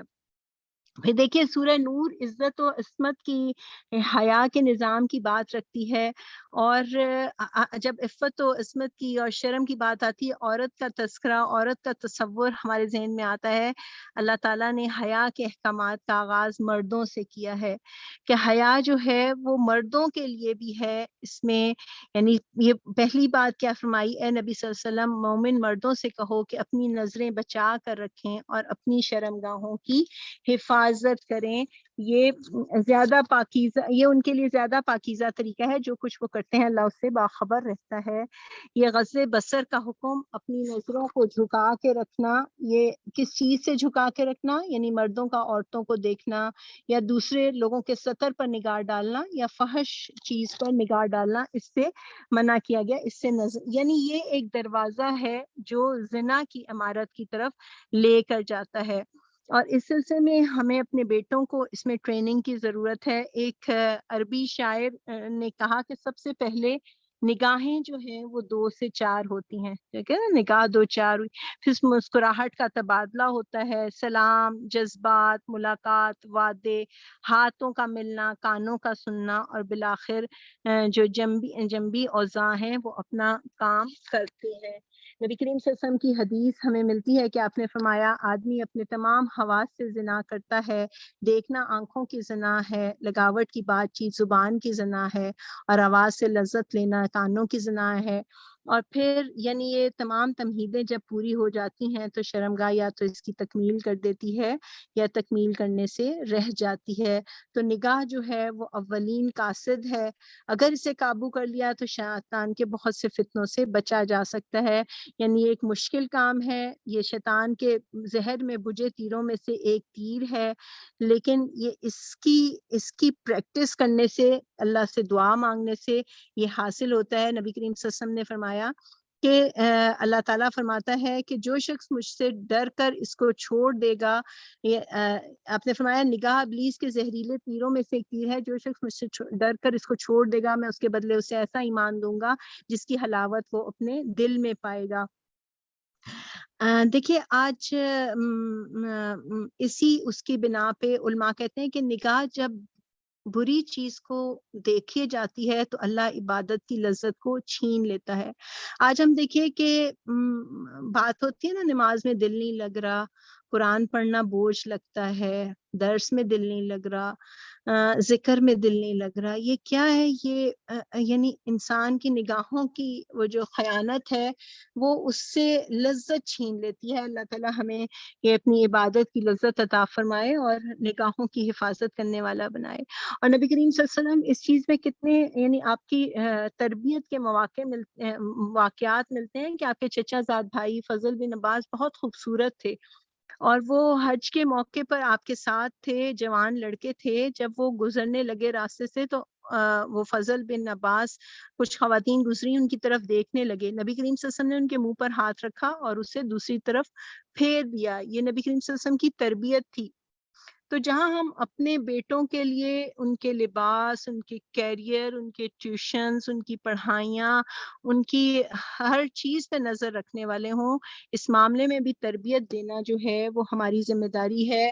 اگر دیکھیے کہ گھر کا ماحول اور گفتگویں جو ہوں گی وہ اس چیز کو اہمیت کو جانیں گی تو انشاءاللہ یہ تربیت یعنی دی جا سکے گی. اور اگر سب گھر کے سب افراد مل کر ایسے ڈرامے, ایسے موویز دیکھیں جن میں نظر کی حفاظت کا کہیں کوئی خیال نہیں, ایک نوجوان لڑکیاں جس میں سامنے بے حجابانہ آئیں اور پھر ماں بیٹے بیٹھ کے وہ دیکھیں گے, تو وہاں پہ کسی طور پہ بھی یہ تربیت ممکن نہیں ہو سکے گی. اور اللہ تعالیٰ فرما رہے ہیں یہ زیادہ پاکیزہ طریقہ ہے، باقی جو کچھ تم کرتے ہو اللہ اس سے باخبر ہے۔ اس کے بعد مومن عورتوں کو غض بصر کا حکم، اے نبی صلی اللہ علیہ وسلم مومن عورتوں سے کہہ دو کہ اپنی نظریں بچا کر رکھیں اور اپنی شرم گاہوں کی حفاظت کریں اور اپنا بناؤ سنگھار نہ دکھائیں بجز اس کے جو خود ظاہر ہو جائے۔ مومن مردوں سے کہہ دیں پہلی بات اپنی نظریں بچا کر رکھیں، پہلا نظر غض بصر کا عورت کے لیے بھی حکم، اور اپنی شرم گاہوں کی حفاظت کریں، یعنی اپنے ستر کے جو ہے اس کا خیال رکھیں۔ عورت کا ستر جو ہے ہاتھ اور منہ کے علاوہ اس کا پورا جسم ہے، جسے شوہر کے سوا کسی دوسرے مرد حتیٰ کہ باپ اور بھائی کے سامنے بھی نہیں کھلنا چاہیے، اور نہ یہ چیز ہے، اور اپنا بناؤ سنگھار نہ دکھائیں وجہ اس کے جو خود ظاہر ہو جائے۔ عورت جو ہے، عورت کے لیے دیکھیں کتنی کھول کے تفصیل بتائی ہے۔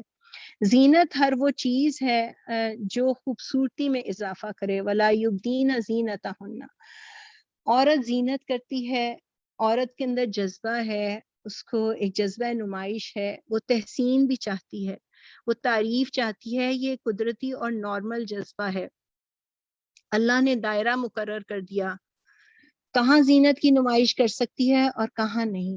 نبی کریم صلی اللہ علیہ وسلم عورت کے لیے بہت سراپا شفقت و محبت تھے۔ آپ نے یعنی اپنی رحلت کے وقت بھی یہی فرمایا اپنی عورتوں کے ساتھ اچھا سلوک کرنا، اور انہی عورتوں کے لیے نبی کریم صلی اللہ علیہ وسلم نے جب لباس کی لاپرواہی یا اس کی کوتاہی کو نبی کریم صلی اللہ علیہ وسلم بہت غضبناک ہوئے۔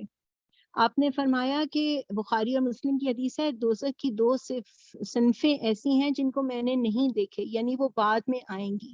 ان میں سے دوسری صنف عورتوں کی ہے جو لباس پہنے ہوئے ہوں گی لیکن برہنہ ہوں گی، دوسروں کو اپنی طرف مائل کریں گی۔ کس طرح مائل کریں گی؟ خوشبو، لباس، ہم سوچے انداز، ہیل، زینت، میک اپ، آواز، یعنی یہ وہ چیزیں جو مائل کرنے والی ہیں۔ پھر آپ نے فرمایا اور خود ان کی طرف مائل ہوں گی، یعنی یہ جو ہیں یہ یعنی ان کے سر بختی ہونٹوں کے کوہانوں کی طرح ہوں گے، یہ جنت میں نہیں جائیں گی، نہ جنت کی خوشبو پائیں گی، حالانکہ جنت کی خوشبو اتنے میل کے مسافت سے آ رہی ہے۔ آپ دیکھیے خود ان کی طرف مائل ہوں گی۔ آج ہم معاشرے میں دیکھیں، ہمارے میڈیا میں چلنے والے ڈرامے، ہمارے ماحول، ان میں کیا باتیں ہیں، کس قدر افیئرس چلتے ہیں۔ باپ اسکول سے آتے ہیں تو ان کا ٹیچرز کے ساتھ معاملہ کئی دفعہ کیا بن جاتا ہے، کسی پہ الزام نہیں ہے لیکن 3 بچوں کے باوجود شوہر کے دوست کے ساتھ کیا معاملہ سننے میں آتا ہے۔ میڈیا پہ محرم رشتہ داروں کی حرمت پامال ہے، کیا کیا موضوعات ہیں، یہ سب کیا ہے؟ یہ بالکل بے حیائی کی طرف لے جانے والی جو ہیں ایجنڈے ہیں۔ اور پھر آگے جو بات آ رہی ہے کہ اپنا بناؤ سنگھار نہ دکھائیں بجز اس کے جو خود ظاہر ہو جائے۔ خود ظاہر ہو جائے یعنی یعنی ایک عورت اگر اسمارٹ ہے، یعنی اس نے وہ کیسے چھپائے گی؟ خود بایا پہننے کے باوجود اس کی جسامت ظاہر ہو رہی ہے۔ ایک عورت لمبی ہے، وہ اپنی قد کو کہاں چھپائے گی؟ یعنی یہ وہ چیزیں ہیں جو خود بخود ظاہر ہونے والوں میں سے ہیں۔ کبھی یعنی کوئی دوپٹہ جو ہے وہ ہوا سے اڑ جائے اور کسی زینت کا کھل جائے تو یہ یعنی اس میں جو ہے وہ گناہ کی نہیں ہوگا انشاءاللہ، یعنی اس میں معاوضہ نہیں ہوگا۔ اور لیکن ظاہر ہونے اور ظاہر کرنے میں بھی کھلا فرق ہے۔ ایک چیز یعنی قرآن جو رخصت دے رہے ہیں وہ ظاہر ہونے کے معاملے میں ہے، یعنی کہ خود سے ظاہر کی جائے اپنی زینت۔ اس میں ہم دیکھیں کہ ہمارا جو آؤٹر گاؤن ہے، عورت کا لباس اور اس کے اوپر عبایا جو ہے اس کا ڈیکوریٹو ہونا بھی ایک زینت ہے۔ اس کا مقصد کیا ہے؟ وہ ہماری اندر والی خوبصورتی کو چھپانے کے لیے ہے، لیکن آج یہ بھی ایک سٹیٹس سمبل بن گیا ہے، یعنی اور اس کو یعنی ہم اس چیز میں احتیاط کرنے والے ہوں۔ اور اگلا حکم عورت کے لیے کیا آیا؟ اور اپنے سینوں پر اپنی اوڑھنیوں کے آنچل ڈالے رکھیں۔ وَلْيَضْرِبْنَ بِخُمُرِهِنَّ، خمار دوپٹے کو کہتے ہیں۔ یہ مسلمان عورت کے لباس کا حصہ ہے۔ اگر عورت بیٹی ہے تو باپ اس کے سامنے ہے، ماں ہے تو بیٹا سامنے ہے گھر میں، بہن ہے تو بھائی سامنے ہے. ہم دیکھیں یہ گھر کے اندر کے پردے کی بات ہو رہی ہے. یاد رکھیں ہم کہ سورت کا آغاز کن الفاظ سے ہوا ہے نا, کہ یہ وہ آیات ہیں جن کو ہم نے نازل کیا ہے اور ہم نے فرض کیا ہے. ہم آغاز کو بھی یاد رکھیں, اور یہ بھی کہ یہ آنچل, یہ اپنی سینوں پر اوڑھنیوں کے آنچل ڈالے رکھیں, یہ ہمارے لباس کا ایک حصہ ہے. وہ اپنا بناؤ سنگھار نہ ظاہر کریں مگر ان لوگوں کے سامنے, شوہر, باپ, شوہروں کے باپ, اپنے بیٹے.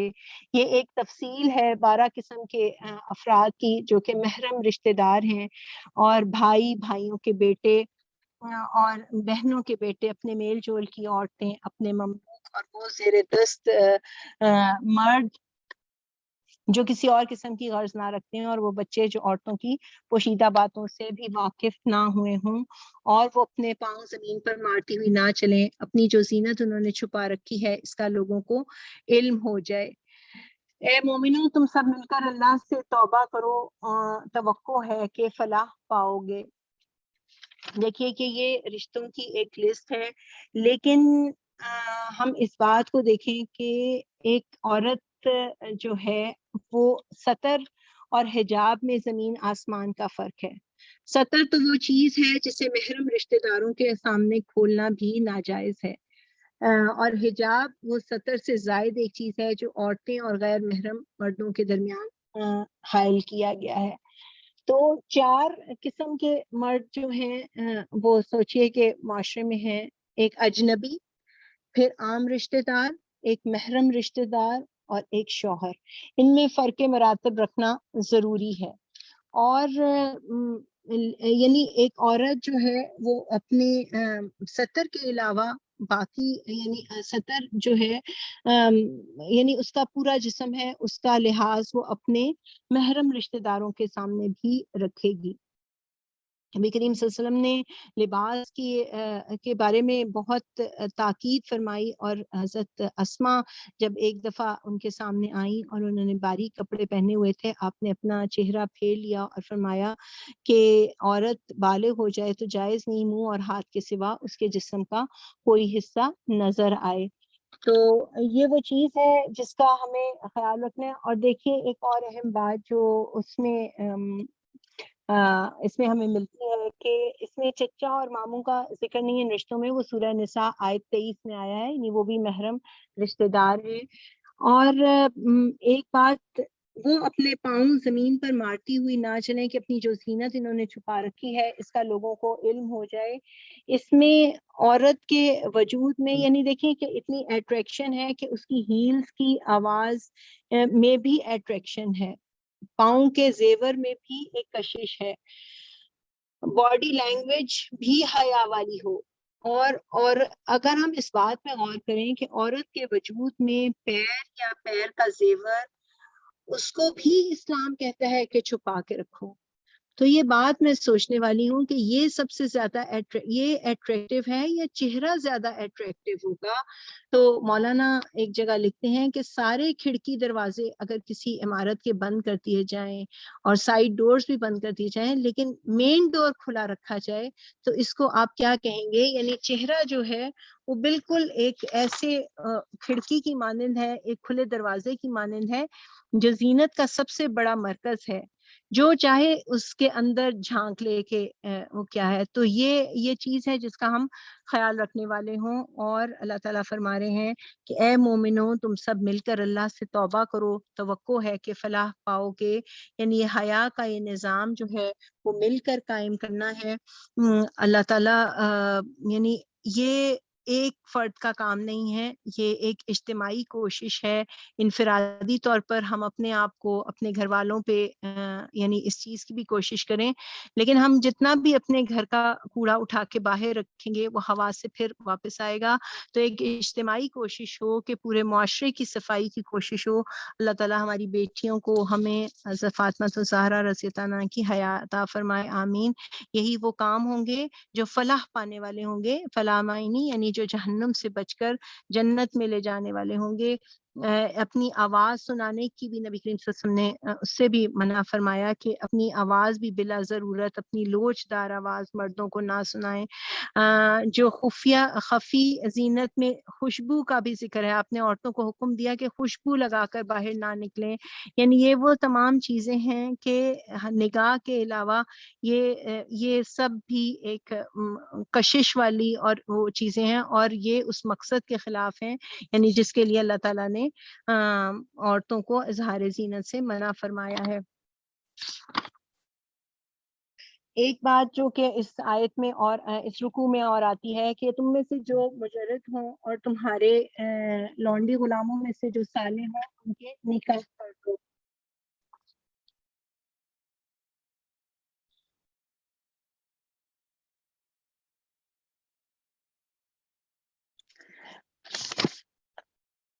اگر وہ غریب ہوں تو اللہ اپنے فضل سے ان کو غنی کر دے گا، اللہ بڑی وسعت والا اور علیم ہے۔ اور جو نکاح کا موقع نہ پائیں انہیں چاہیے کہ عفت ماں بھی اختیار کریں یہاں تک کہ اللہ اپنے فضل سے ان کو غنی کر دے۔ ہم یہ اس پوائنٹ پہ بات کرتے ہیں اور پھر انشاءاللہ ہماری کلاس کا ٹائم مکمل ہو رہا ہے۔